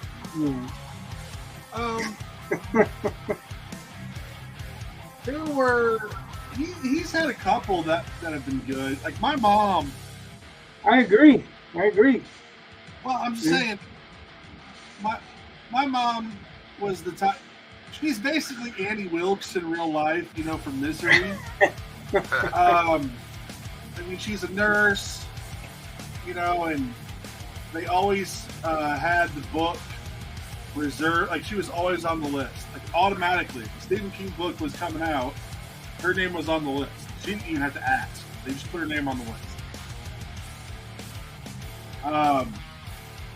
I mean, and that's honestly one of the reasons why I became a writer. I can honestly say my parents both read Stephen King, and Stephen King was entertaining. Like the short stories in particular, I thought were very entertaining. And it made me want to write, and I have, so I have fond memories of that. But there was a spell where my mom was like, Stephen King just is terrible. Like he's like, he just doesn't have it anymore. I was like, all right, whatever. And then he wrote, I forget what it's called now, but it's about a guy who like gets in a terrible accident and starts painting. And the paint, or his painting is cursed, I guess, sort of. Anyway, but it was actually really, like, I thought it was pretty good, and my mom called me up. She's like, oh, Stephen King is back. So, I mean, 11/24, whatever, 63. That's the JFK shooting one. Yep. That was, I like that one pretty much. And honestly, I think, I mean, I picked it, a friend of mine had this, and he was complaining about it, and so I wanted to see what it was like, I guess. I'm a masochist. But it's a spin-off of a couple other books he's written that I haven't read yet, but they're like crime fiction. Oh yeah, like Joyland and Mr. Mercedes, I think. Isn't Mr. Mercedes a sequel? It could be. I don't know. I mean, I didn't read them. Well, you have to look it up because right now I can't. Hold on a second. I want to say it's a sequel to something else.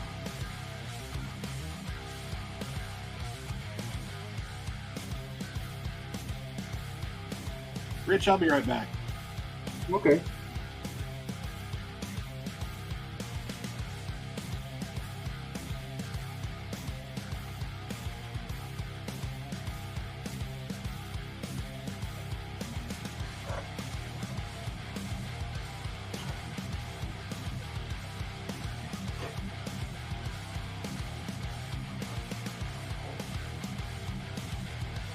How's plans for the new shop coming? Well. Or you give up on it? No, hell no, I didn't.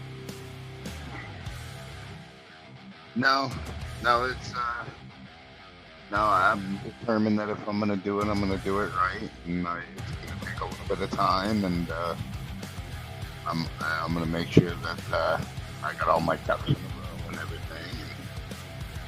And I plan on, when the time does come for me to part ways with the image, I'm going to do it under amicable circumstances. Yeah. And,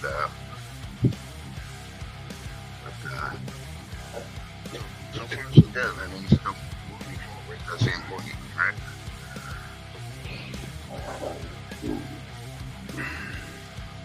It's when you start taking steps backwards. That's when I never really thought that you shouldn't be amicable if you parted ways. Matter of fact, I've always felt the opposite anyway. You don't burn bridges, first of all, because you never know if you might need to cross it again. Yep. And second of all, he's not a bad guy. No, not at all. He's got his own priorities and own thoughts. I don't think, like some of our opinions are definitely not the same, But for most of all, I think they're pretty close, not too bad. No, they're pretty close.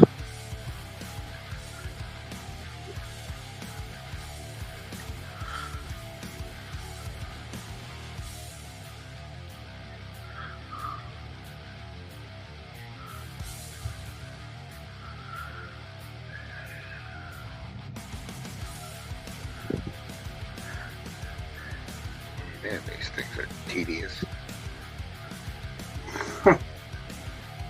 So you're enjoying it? Yes, I am. It's like bang, bright yellow right in my face. But it's like, God, there's so many parts.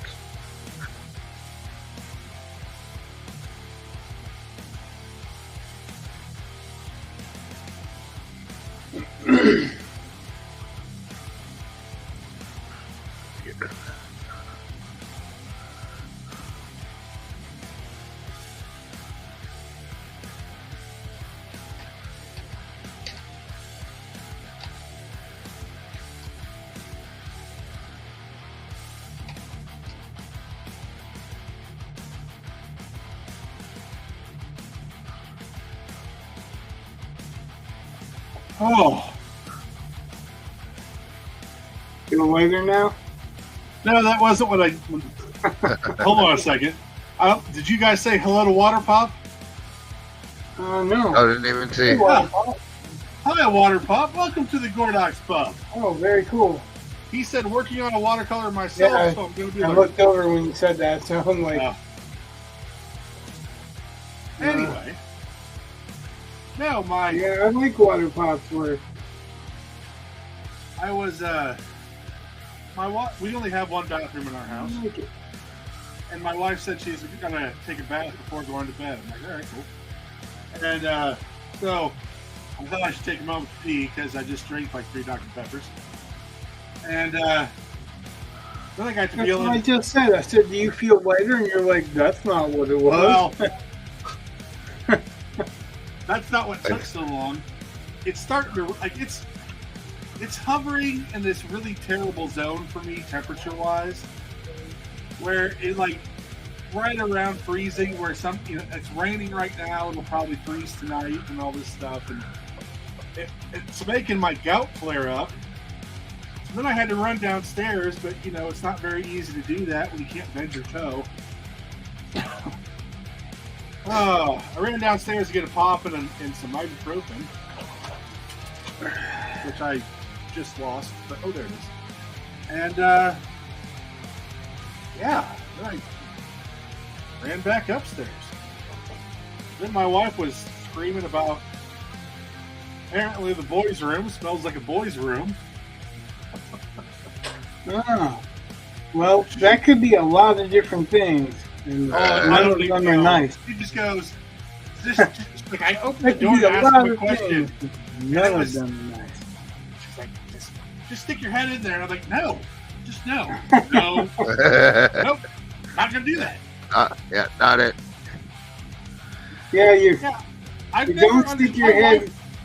You don't stick your head in the boys' room to tell what it smells like, and you don't try on one of their socks laying on the floor. Ever. Ever. That's a fucking no-no. No. I have never understood. My wife will be like, "Oh, this tastes disgusting. Here, have a taste." It's like, no. Or this smells bad. Smell it.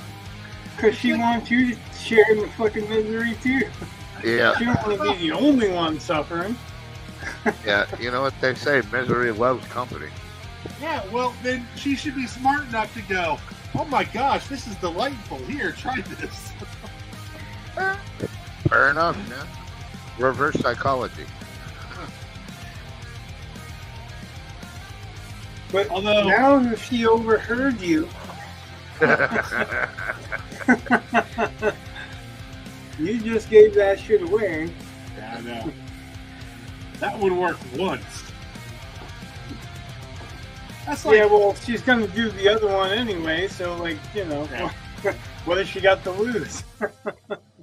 my wife knows that I do not like coffee. Like, if you want me to drink coffee, it needs to not taste like coffee. So, I like coffee. Well, I know. I mean, that's fine. But my wife likes coffee most of the time. But, like, she'll go into the gas station and get something, and she'll like, "Oh, this is good. Try this." And I'm like, "Does it taste like coffee?" "Well, not very much." "Oh, so it does taste like coffee, though." Well, I mean, like, yeah, no, I don't drink coffee.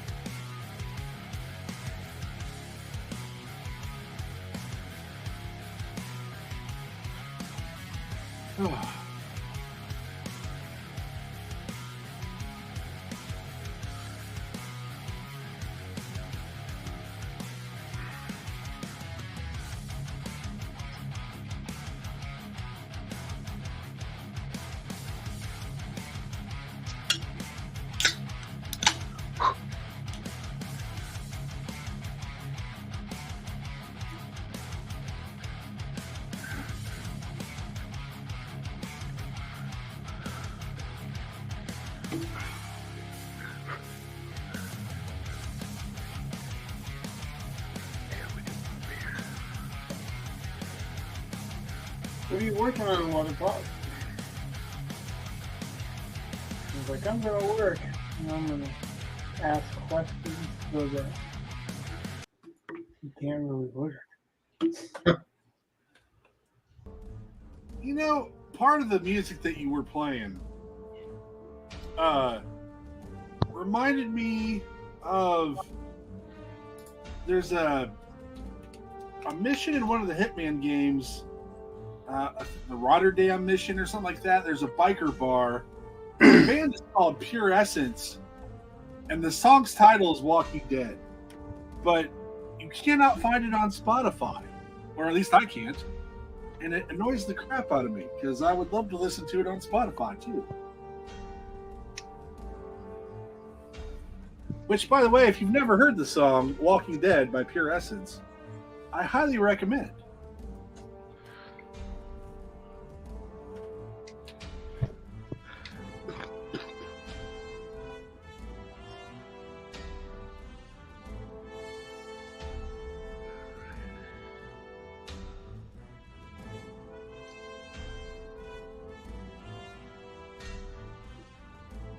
Rich, you know how I have a penchant for renaming characters halfway through stories?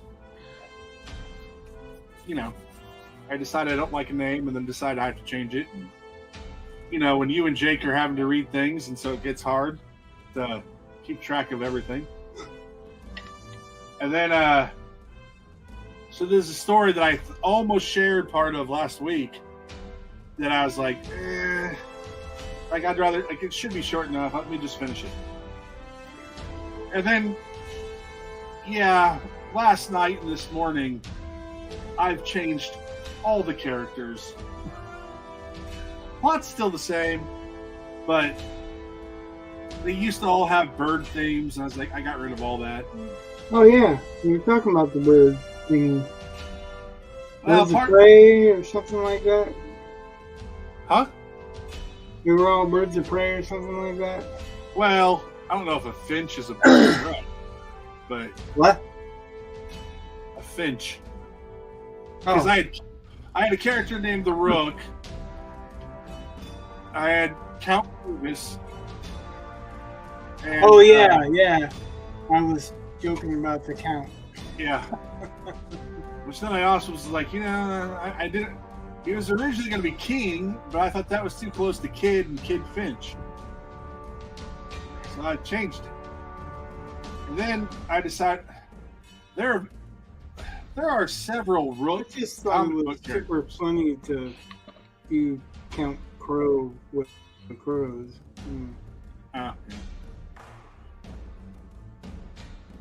Yeah. It was one of the few times that I was really onto a lame joke like that. Normally, I don't do that when somebody's writing. Well, you're fine. But I did that time. I woke up this morning and I had this thought.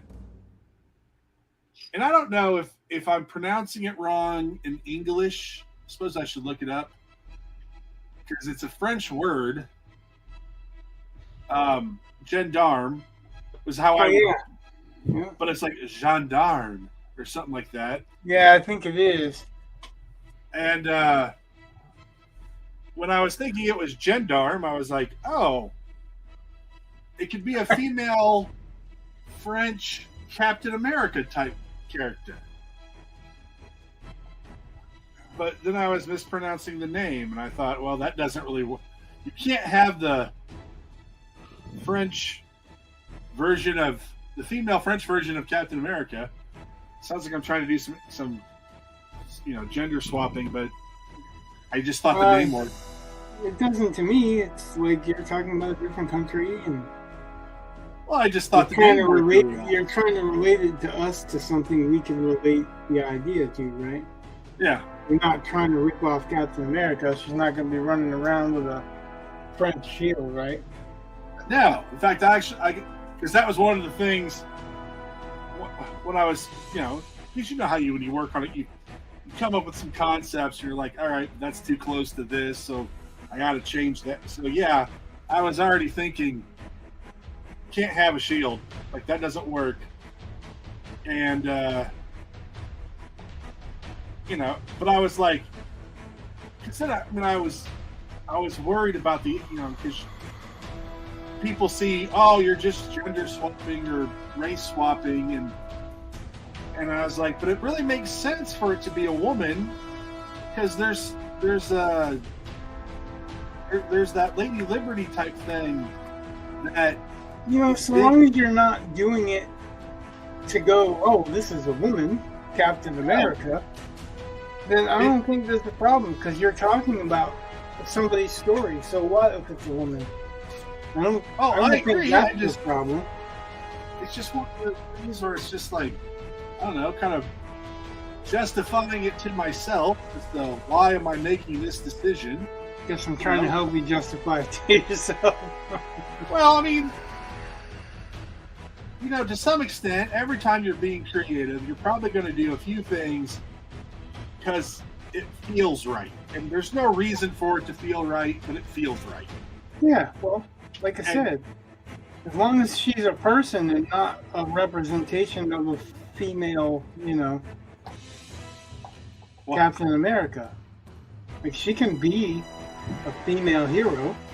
Yeah, well, I agree. Don't make her Captain America. Well, in my opinion, Well, I mean, it is, but it's not. I mean, it's just one of those, super patriot types, but she's French. She running around throwing a shield? No.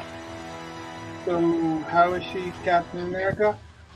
Did she have military genetic engineering that made her a super soldier? Well, that's kind of where I was for what, that kind of... Like Lucy? Like what? Lucy. You ever watch that movie, Lucy? Oh. Yeah. Yeah, I've seen that. That's not where I was going. There's actually a couple of versions of it, too. Well, I'm just saying that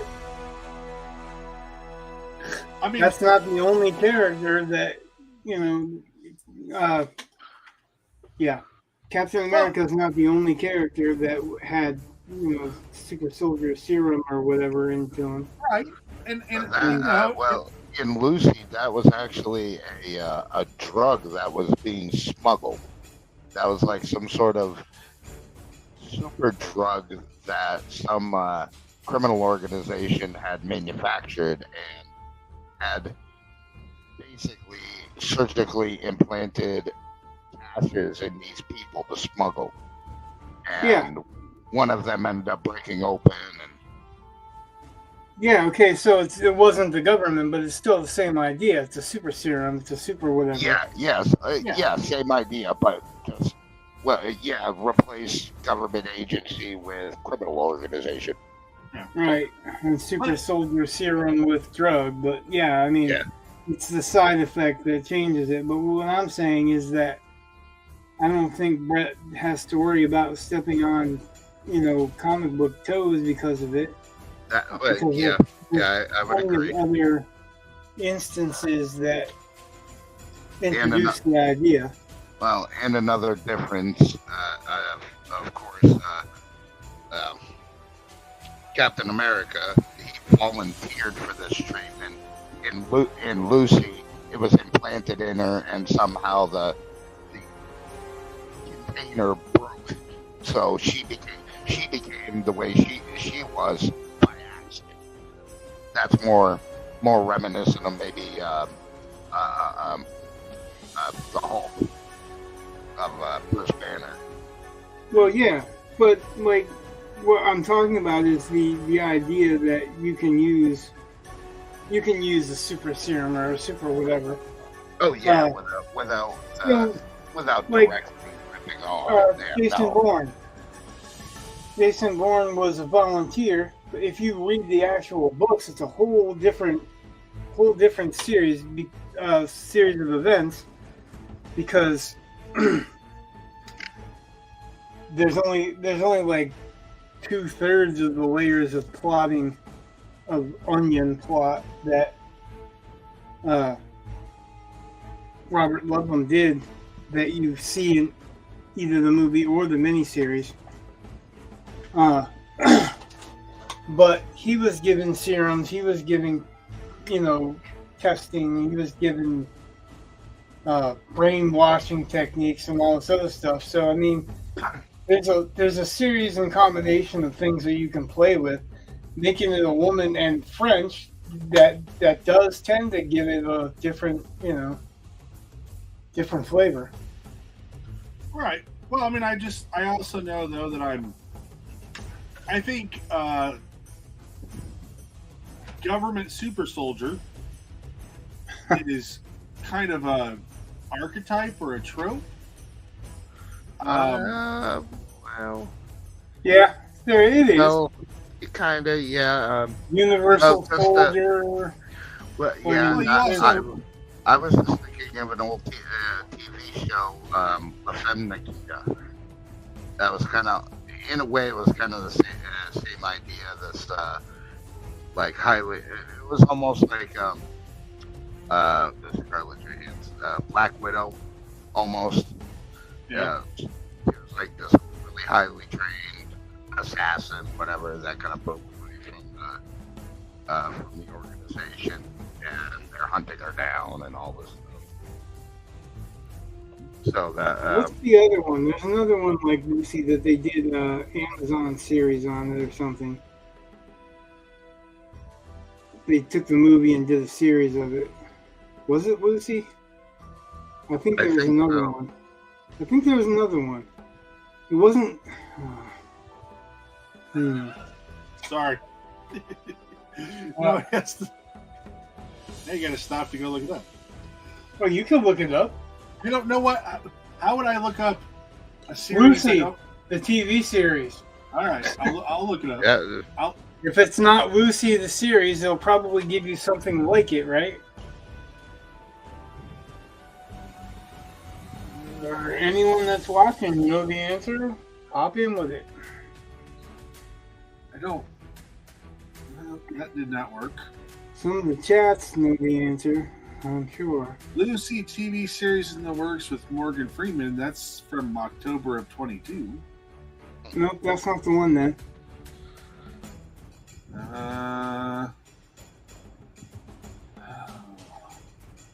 It was about a little girl that her dad was I know what you're talking about. I can't think of the name of it, but I'll look that one up too. right. Lucy was Scarlett Johansson. This one was a little girl. Hannah Anna, right? with an H. Yeah. Okay. Yeah. And I do believe there's Just another. got it when you got it. I'm like, oh yeah. Yeah, and I think there's a TV series about that too. Yeah. And there's also La Femme Nikita. Yeah. Yeah. And, La Femme Nikita, we had an American version too with Bridget Fonda. Yeah, I know. I didn't think that was as good though. I think that's where I got introduced to the music of Nina Simone. Since I don't know who that is, okay. Oh, you don't know who Nina Simone is? Why would I know who that is? Oh my, she's like, oh my gosh. Is she metal? No, but Then why would I know who she is? it's almost it's not I wouldn't say it's as big as not knowing who like Diana Ross was or is. She's alive? I don't know. But anyway, or Aretha Franklin, but she's up there. I mean, I'm telling. Oh my gosh, Bessie and Porg. Oh my goodness. I'm telling you, I'm just. I can't even imagine that she's up there with Diana Ross and I'm telling you, at one point in time, she was like Aretha Franklin, who has been everywhere. No, oh my goodness, no, oh my goodness, oh my gosh. You are so lucky. You are so lucky. Because you can, oh my gosh, you can hear Nina Simone and, if you've never actually heard her, but you get to discover her. I'm not.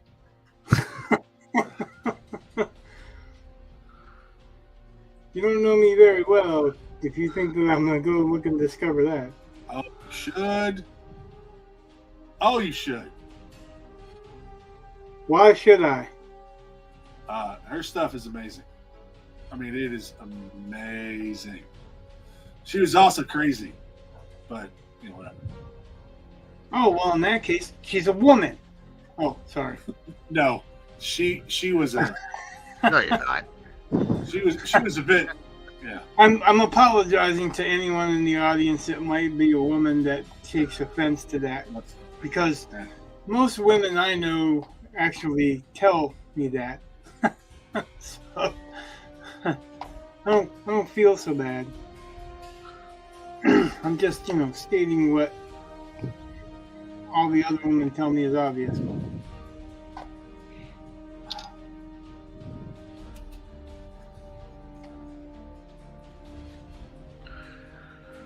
I would be surprised if you looked up the song "Feeling Good" by Nina Simone, and that's been in all kinds of things.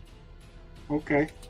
So that doesn't mean that I will register it or care. Okay, but that song is just, that is good. Okay.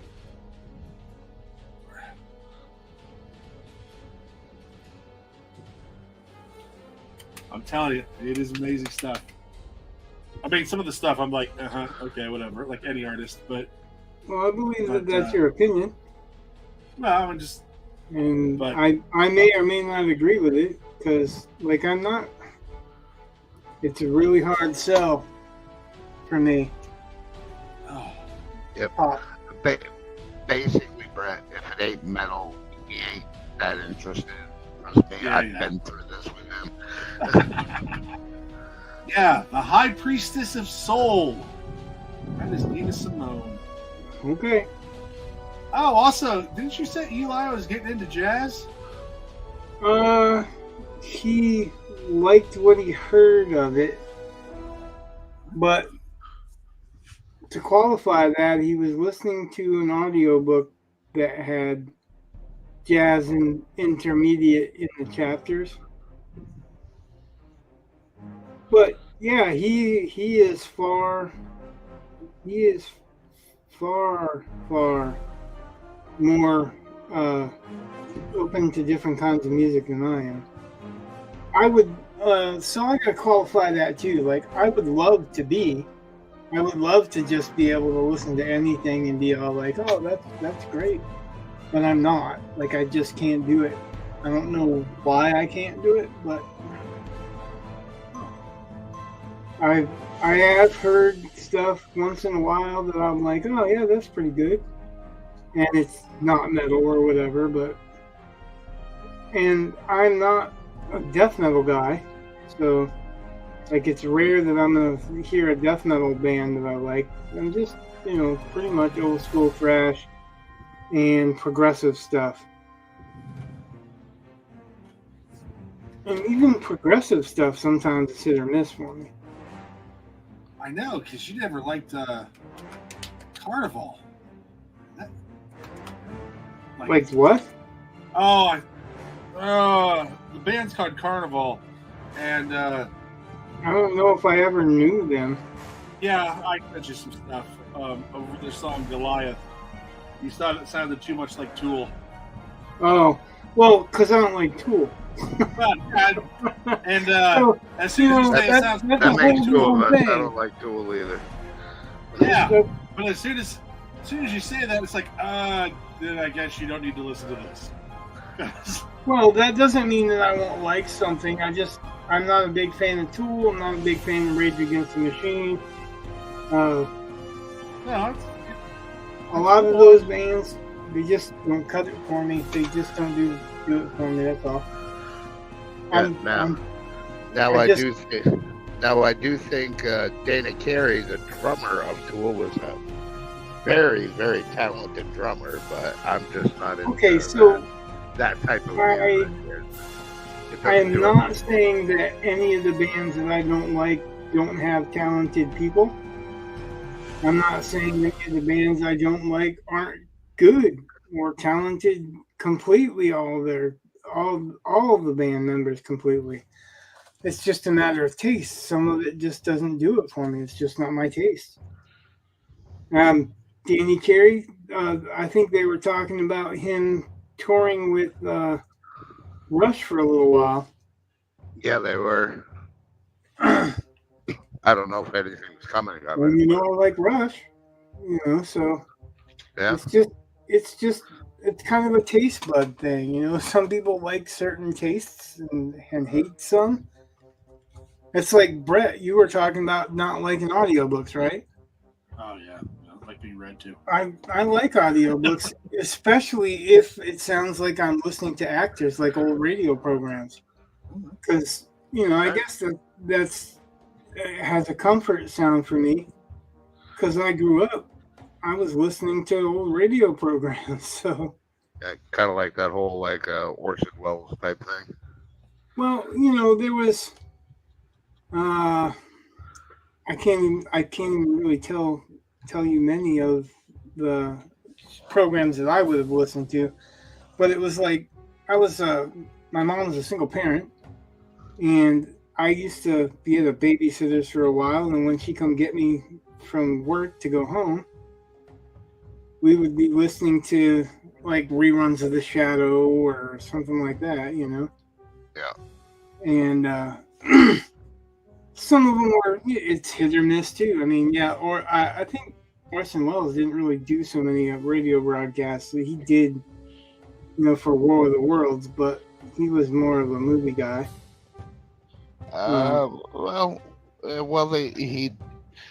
He was more of a, from what I understand, he was more of a writer for Mercury Theater. I mean, yeah, he did a couple of the radio broadcasts, but not very many, from what I understand.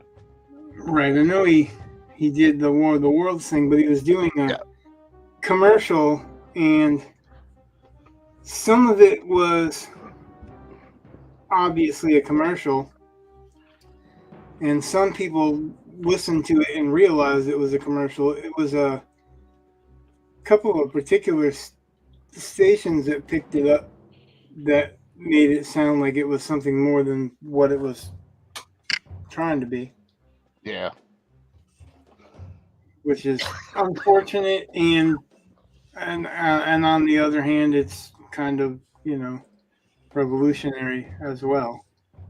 Yeah, yeah, yeah. There wasn't a whole lot of, well, especially at the time, there wasn't a whole lot of dramatizations that were kind of being told in almost a new kind of early news format.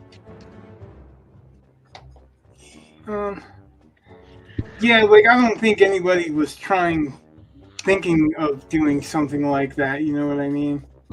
Like nobody was like, "Hey, it would be a good idea to make a fake broadcast Yeah, no, and I sell think, our movie."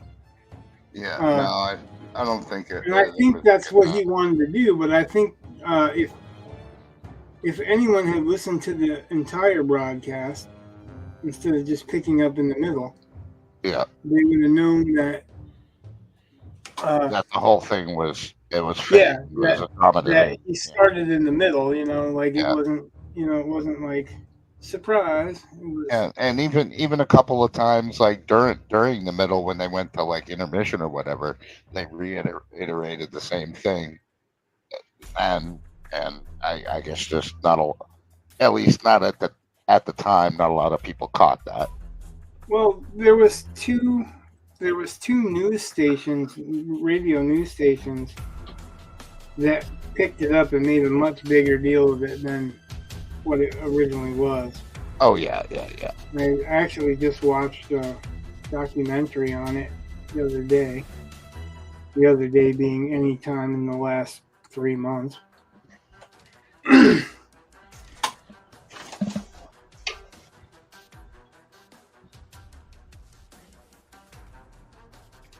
But yeah, I mean, I think it was kind of brilliant in one end and kind of panicked a lot of people on the other. But Yeah. it definitely did what he wanted it to do, whether he wanted it to do it that way or not. Yeah, he definitely got people talking about the broadcast. That's for sure. That's right. Well, he got people talking about World of Worlds too, True, true. and that was the main thing. Is And kind of latching onto the whole a little further to the concept of an alien invasion type of entertainment form, I guess you could say. right. Well, if you're freaking out because you think your relatives, because some of them actually thought their relatives were getting invaded by aliens. Yeah, exactly. And Because they were obviously, mentioning, some of those people weren't they were mentioning ones that real towns and real areas and real landmarks. and that's why the news broadcast. Yeah, I could imagine if old man Grover from the Grover Bills had called into the station halfway during the broadcast going, "Look, I'm standing outside. I don't see shit. I don't know what you're fucking talking about." Well, there were people that were calling their relatives and Yeah, everyone was like, I don't know what you're talking about. There's nothing going on like that. yeah. What are you talking about? And then some people were kind of freaked out because they hadn't heard anything like that going on there. So they didn't know if something was being hidden from them. Yeah, and then from then on, every weird light in the sky, UFO. Is it like Pennsylvania, right? New Jersey. Pennsylvania and New Jersey are right next to each other, so I think Well, yeah, that's one true. of the towns was Pennsylvania. I think you might be right, actually. Now that I think about it. Yeah, it's like I said, it's not. It's been a little bit, like maybe a couple weeks, but Yeah, I think in the movie, the big city that they were showing in the original 1950s movie, it was filmed in Los Angeles, but I think they were trying to portray like Philadelphia or something like that. yeah, it was. I think it was a smaller town, which is why nobody. I was talking about later on in the movie after the aliens had already invaded. They pretty much already destroyed that town and were kind of moving out from there. Oh, okay. Well, Yeah, toward the end of the movie, the main character ends up in a larger city. hey, Brett, Yeah. Won't you find out what town that was? Okay. I think it was called Grover's Mills, if I'm not mistaken. If not, that's just where the first ship landed. Yeah, that is wherever it was, but I think that was Pennsylvania. It might have been New Jersey, but I thought it was Pennsylvania. Well, that's the thing. There's another thing too. Some of the radio broadcast was. I mean, they for the movie they stuck to the script pretty well, but I know they changed a few things, so that could have been one of them. Maybe for the film they moved it from Pennsylvania to New Jersey, which was like you said, they're right next door. Well, the radio thing was an advertisement for the movie, so wherever it was set, that's where it was set. True. That's true. Yeah, my recollection is not dead on, so. Yeah, mine. That's why I had Brett look it up. You probably are better off than I am with the recollection thing, because you got the whole conspiracy theory aspect to your interests. Like, and it is in my interest. I've watched that. I've watched that movie so many times. What's that? I've watched that movie so many times. Not only for the story itself, but also the level of sophistication that they had for special effects back then in the 50s was, for the time that type of cinematography and that type of special effects was pretty revolutionary for that time. Oh yeah, well that's another thing that Orson Welles did, is he did a lot of revolutionary film techniques, like digging holes in the floor so he can get an upshot that was extreme. Yeah. All right, so for the radio series, it's different than the book.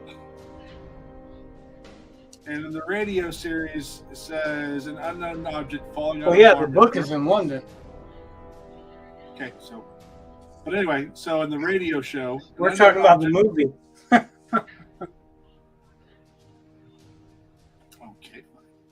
I'll look up the movie. No, continue. I'm just saying, like we weren't. Well, the radio show mentions Grover Mills. Grover Mills, yep. Grover's Mills, New Jersey. New Jersey. So now. So you are right, Chad. Well, technically. No, are you talking about the 2005 film? No, the original, I believe, is 1953. Yeah, the whole thing that the scare was over wasn't a new film. It was the old one. Ah,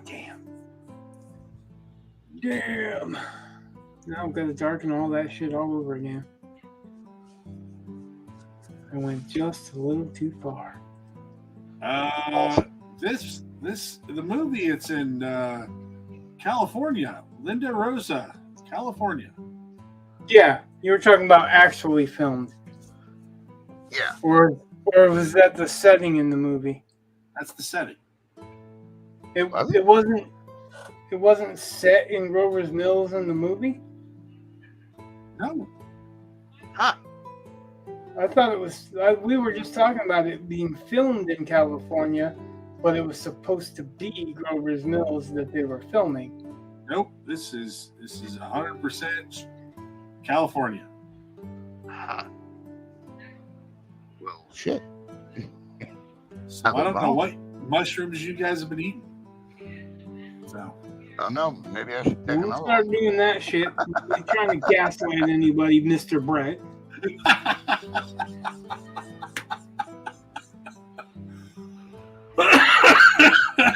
We asked you to look up facts, not make up facts.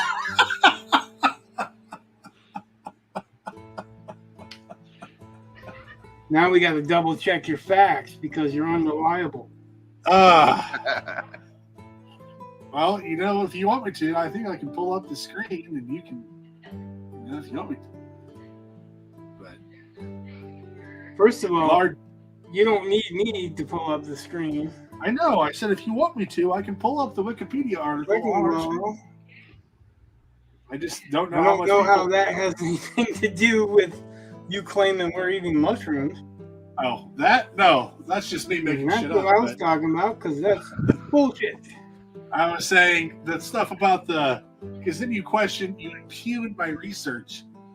No, So- we said we thought No, I had no... that it was filmed in California, but they were trying to claim it's like the fucking Genghis Khan's not filmed in fucking Mongolia. Oh, It I was know. filmed in California, but they claimed it was Mongolia in the film. Yeah, And that's I what get we it. were talking about. But And then Wait, what? them Wait, are you sure it was California that Genghis Khan? You're talking about the one with John Wayne, right? yeah. Well, it's I'm just saying it's not Mongolia. It's Yeah, someplace else. I thought it was in like one of the deserts of Nevada because I do know. Well, it's in the desert, but California had some desert too, right? yeah, But they're yeah, connected. yeah. Well, the only reason I say that is and now that I think about Wasn't it it- now. Wasn't it near Well, because- the nuclear because- test? Yeah, exactly. That's what exactly what I was gonna say. But thinking Yeah. about it, if the They were winds were saying that there's prevailing the right fallout way, from it. yeah, That's actually what's supposed to have killed John Wayne is cancer that he got from yeah, Trinity, that's right? the yeah, that's the Trinity? yeah. Trinity's in New Mexico, right? Yeah, No. Trinity's in New Mexico. Yeah, New Mexico. Now, see, that's where the qualifier, I'm not 100% on this stuff, No. comes in. I had no clue whatsoever, so I was like, ooh. Notice I was quiet during that entire exchange. I was like, Yeah. Yeah, that was the only thing that made me go, well, was it California? But thinking about it, if the winds were prevailing in a certain direction that day, there's a good chance that nuclear fallout material could have drifted into California. So Yeah, I wasn't supposed to, or wasn't trying to claim that it was California or whatever. It was just the point being that they often film something somewhere pretending it's somewhere else. I know for a fact when they did like Midnight Run, when they did Prancer, they used Niles, Michigan and claimed it was Chicago. Because they like the train station in Niles, Michigan. It's an older look, so they like that look. But they do that often in films. They're not filming where they're supposed to be. How many times have you seen a film that's supposed to be shot in Maine, or the Stephen King movie that's supposed to be shot in Maine or New Hampshire, and there's nowhere near where they're fucking supposed to be? yeah, fucking how about this? Full Metal Jacket was filmed in fucking England. That literally the entire fucking movie was filmed in England. Okay. For one, it's supposed to be 3 different places, of course. The basic training, there's supposed to be a fucking Camp Lejeune. That fucking area doesn't look like a damn thing like Camp Lejeune, North Carolina. Right. Okay. 2, of course, Vietnam. Okay. And the city part that was supposed to be in Vietnam was a old gas works in England or whatever that they were getting ready to destroy. So Stanley Kubrick got permission to fucking blow up buildings and make it look like a war zone. All because Stanley Kubrick refused to fly. He didn't like to fly or spend anywhere overnight besides his house. So yeah, he would never film in any like overseas locations or anything. Missing the point of the job. I know, right? Like, hello. I would think that would be the fun part of the job. Yeah. And to go all these different places and shit. Yeah.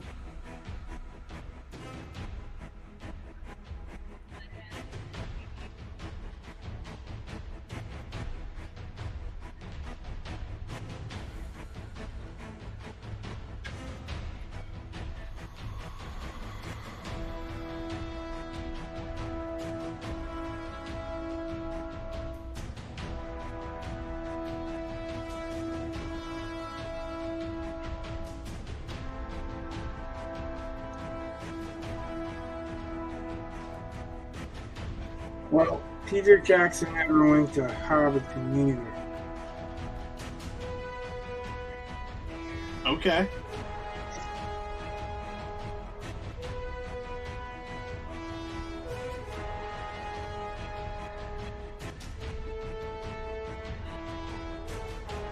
Well, he didn't. Yeah. Now that we mentioned talking about Hollywood movies not being shot in their original location, it makes me think of I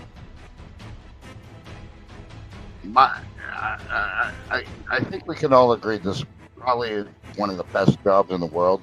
Imagine being a site scout for a fantasy movie, or specifically what? for fantasy site scout. Basically, you're the person that they that the production Well, I know company, what a site scout is, but yeah, they send them out to find different places, the different places to shoot. But specifically for a fantasy movie, because pretty much none of these places really exist. I think So you're just You know- literally traveling around using your imagination, trying to figure out where this would be a good place to shoot.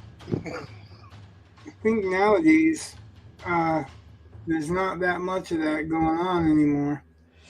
Like, you have some, but I think for the most part nowadays they do a lot of sets and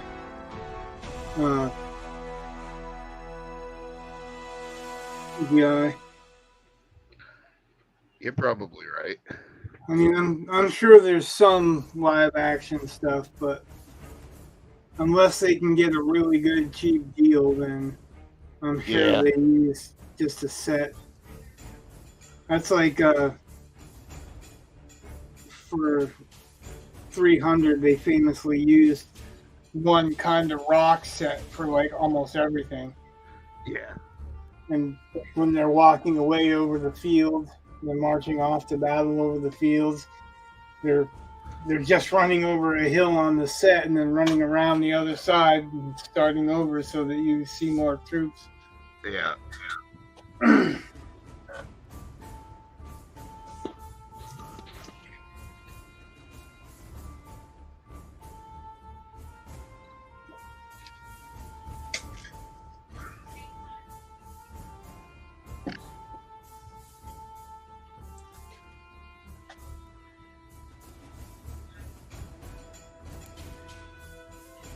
I'll let this dry a little bit.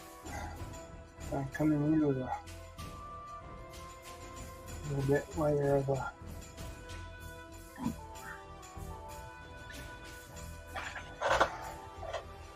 green swath.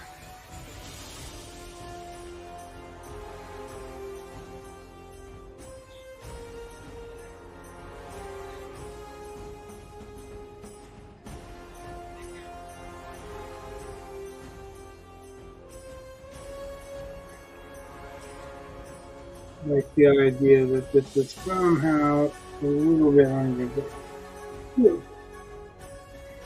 it's reflection off water or something.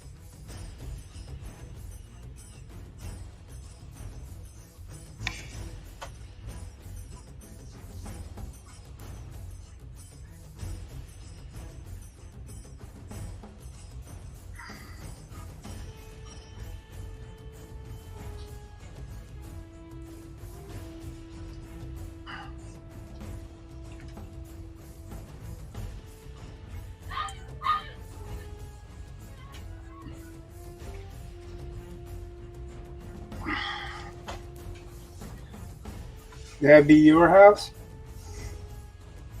It's not my house. Huh?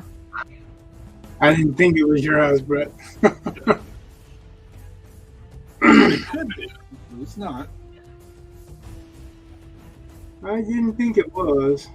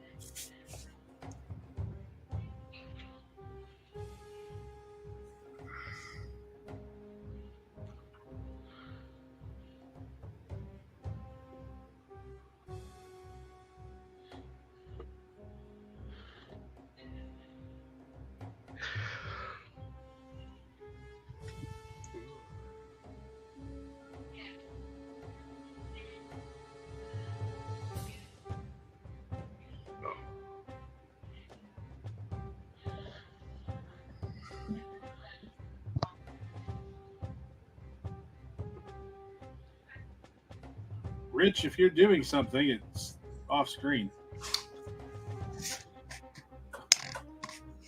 Well, okay.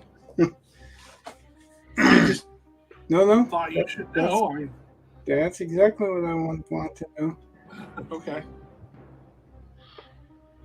So I'm taking this marker and it's Hinasuki.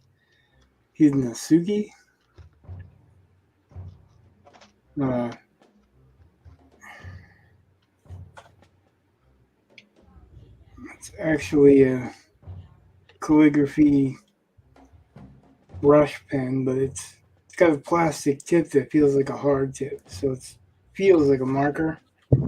Okay. But I can do some of the refinement.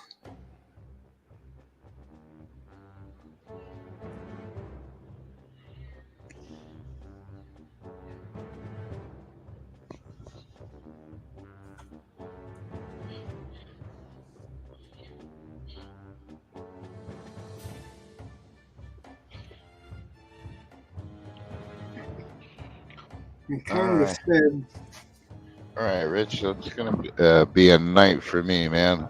I take the dog out, go to bed. I got a tattoo in the morning, so. yep. All right, man. One of the rare Sundays that I work. But it's a good client, so. You want to show off your thing real fast? Oh yeah. That's what I got done so far. Don't show your thing off. Okay, whatever. Yeah, not that thing. I'll see if I can get a little better light on it. Don't show your thing off. Very cool. Okay, so try to line this up to the camera here. Okay, so this is the base of Give it. him a full camera, Brett. Yeah. This is obviously like I said, this is the 3D print material. It varies depending on the machine. I'm not really sure what he's using for print, but this is the base of the statue. I made it look kind of bronze. Well, as bronze as plastic can be. And this is if you know anything about the anime Dragon Ball Z, there's a lot of anime fighting and stuff like that, and unrealistic stuff. But anyway, this is supposed to be like a explosion from the ground, like somebody hit the ground and it exploded outward type of thing. But that's on top of here, like so. And then these are where the character's feet would go, kind of like they're like a superhero, you know, kind of powering up with whatever power it is that he has. Then those will sit in there. Of course, more painting needs to be done, but this is one of the character's feet. Yeah, there we go. That goes there. That goes there. So, yeah. The overall statue, I would have to say, let's fix my camera here, is probably maybe, I'm going to say, roughly about yay tall, 16 inches tall, maybe, when it's fully assembled. Cool. But it's going to be a slow process. I've decided that, for one, I'm going to work from the ground up, and I'm going to paint each individual piece and get it exactly the way I want it before I glue it in place. Move on. But so far, so good. Cool. It was fun hanging out with you. Yeah, I'll probably be on a little bit more often now that things have fucking finally died down in my life. That helps. Yeah. Ups and downs, man. Ups and downs. Yeah. Cool. Hey. Anyway, you gents have a great rest of the evening. See you. And I'll talk to you all later. Good night, man.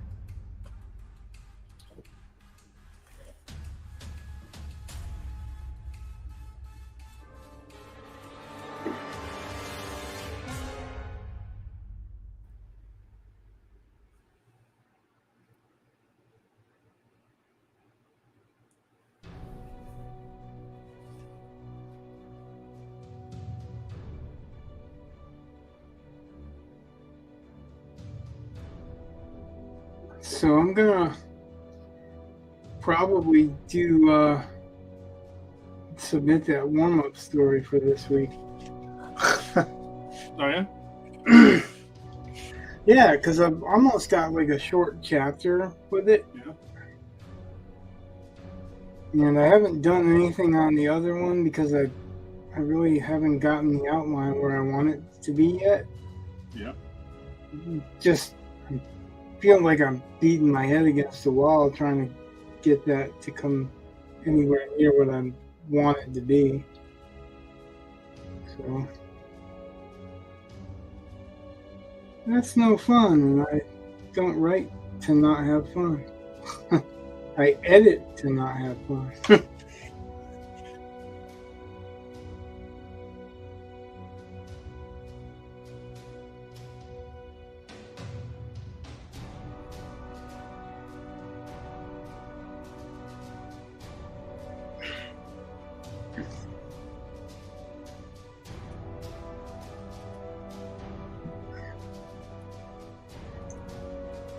You wouldn't want to confuse the two.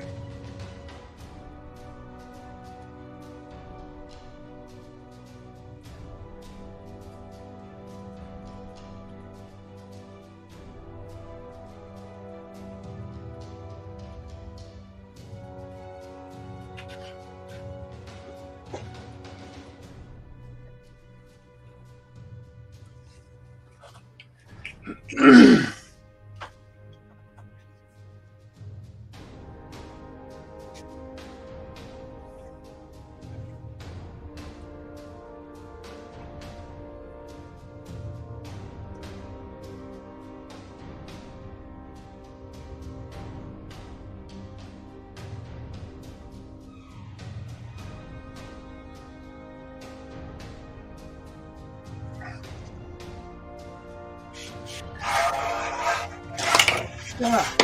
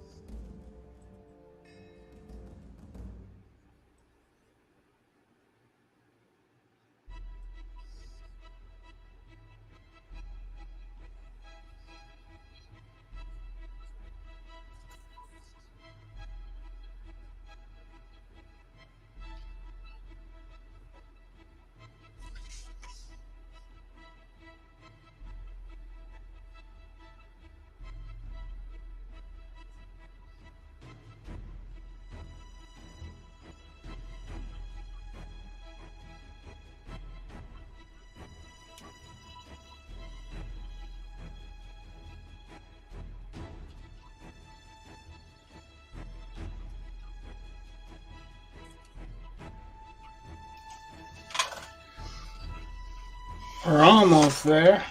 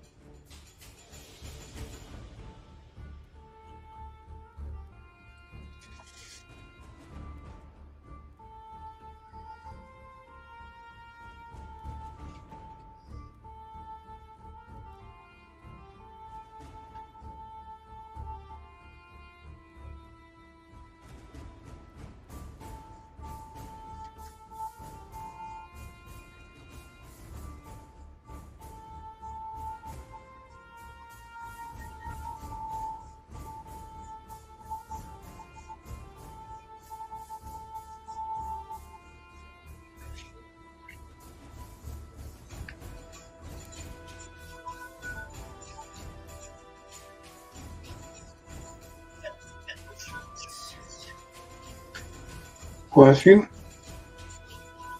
What? Bless you. You're opening a soda, weren't you? Hold on. You sneeze? No. Rich says bless you.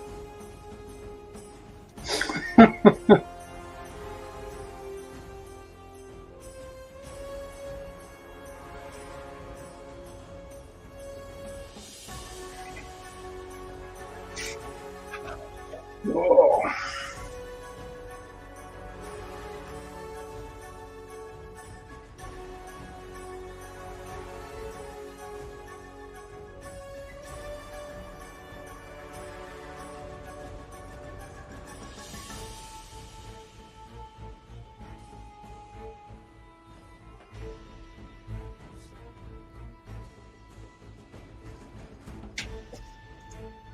Some line weights.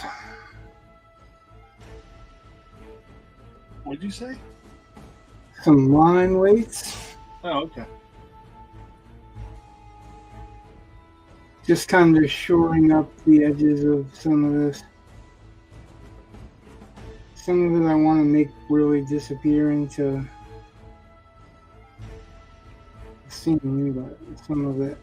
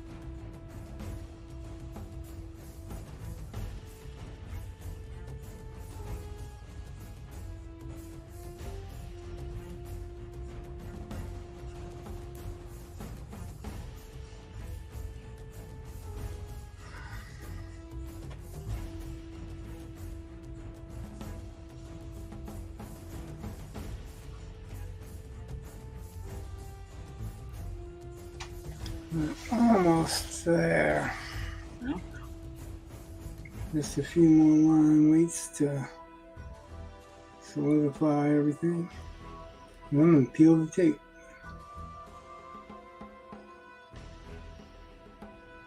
You know what that means. Time to sign?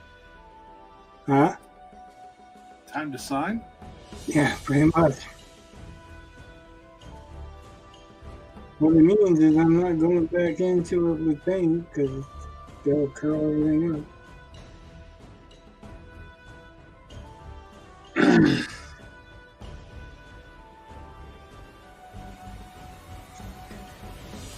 You know, people want to watch the Marvel stuff and familiar.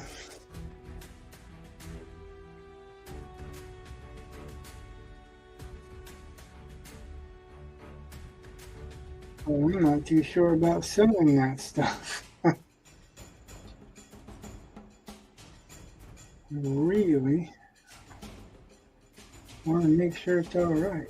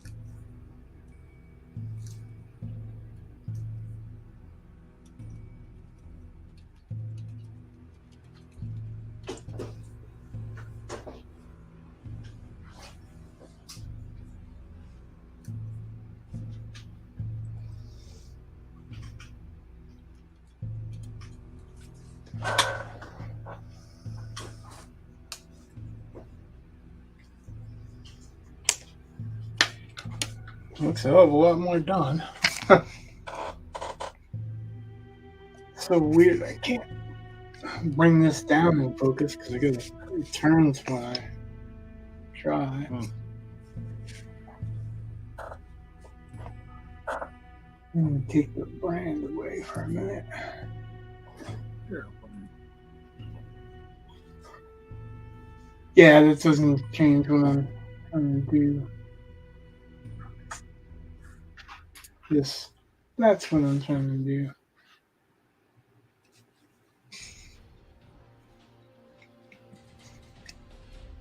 It's not very big, so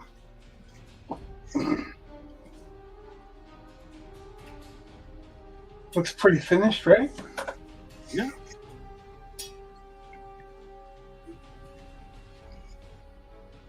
We'll put that back on.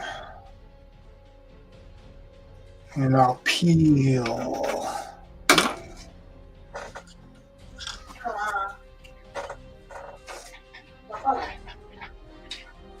Eli thinks he's amusing. And since he's normally in bed at this hour, there's probably a reason he thinks he's so amusing. He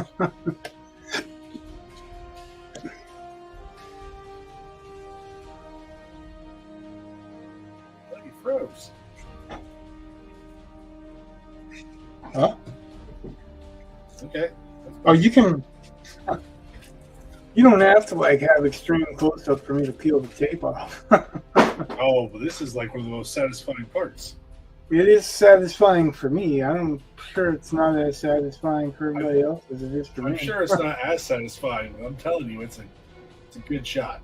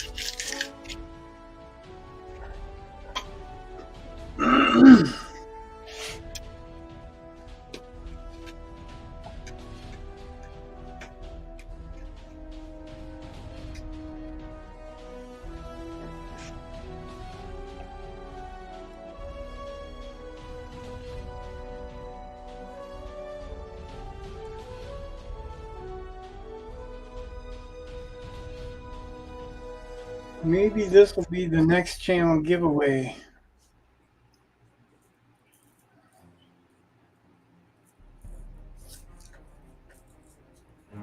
I encourage people to make comments and tell me if they think that that should be it.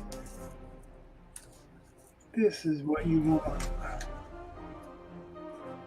A chance to win.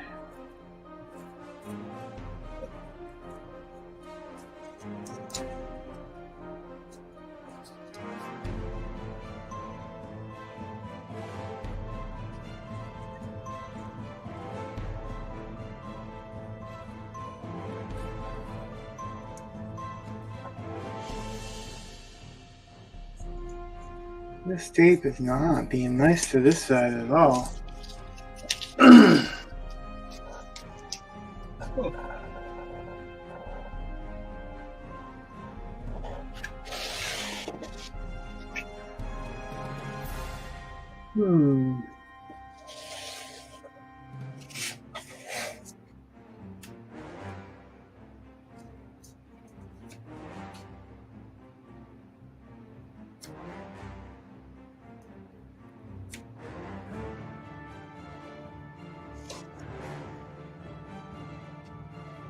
Definitely encourages me not to use this as my regular watercolor paper, even though it's supposed to be for watercolors.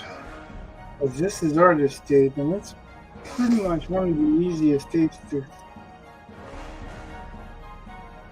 take off like this.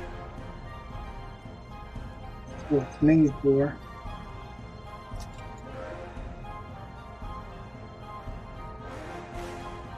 I had no problems with that Arctis.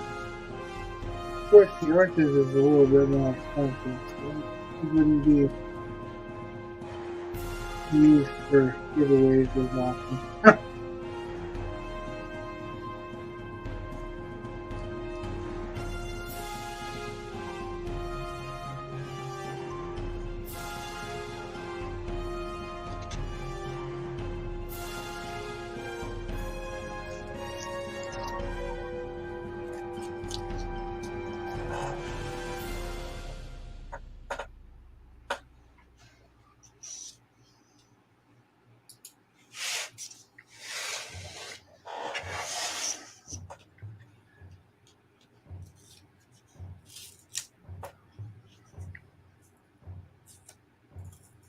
Yeah, I don't know if it's just the satisfying, clean line that's left behind, or if it's the element of danger that you're going to tear the paper.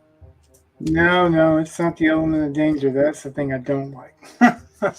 Well, I mean, for viewers. It's a nice clean edge that I like, but I guess as a viewer, you probably are like taking bets. Well, I'm just saying both things are interesting. It's a relaxing, just seeing that nice crisp. Well, it's not boring. Anyway, like I don't know how interesting It's almost taking like a one of chance those of ripping the pieces. ASMR videos, though. With the, What?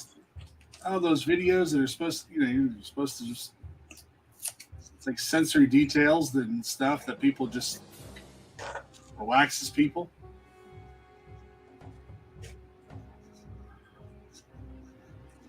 All right.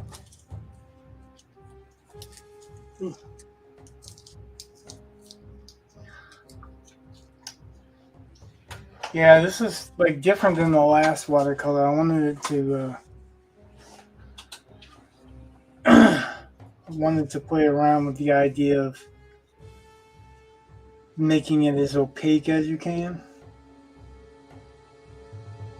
because everybody thinks watercolor has to be like this, and I'm really kind of used to building it up thicker like that. Oh, let's see. I guess sign it with what I inked it with, huh?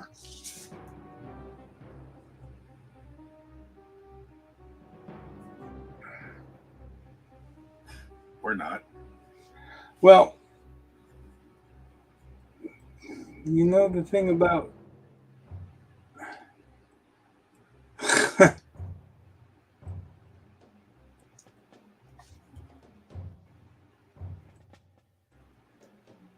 signing it with this pen is that I use this pen over those watercolors, so it kind of clogs the tip up a little bit.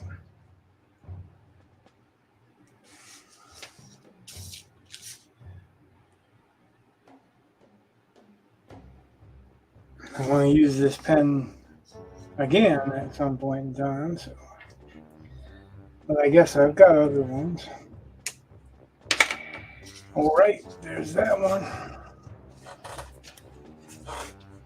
We'll take suggestions on what everybody thinks should be next. I tried to get some input on that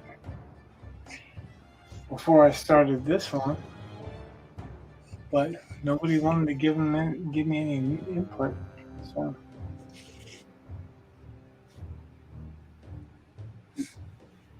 All right, that's it. 3.5 hours ain't too bad. No. And we still got 15 minutes to midnight. Eli needs to learn to plug this in differently, because every time he plugs it into that socket,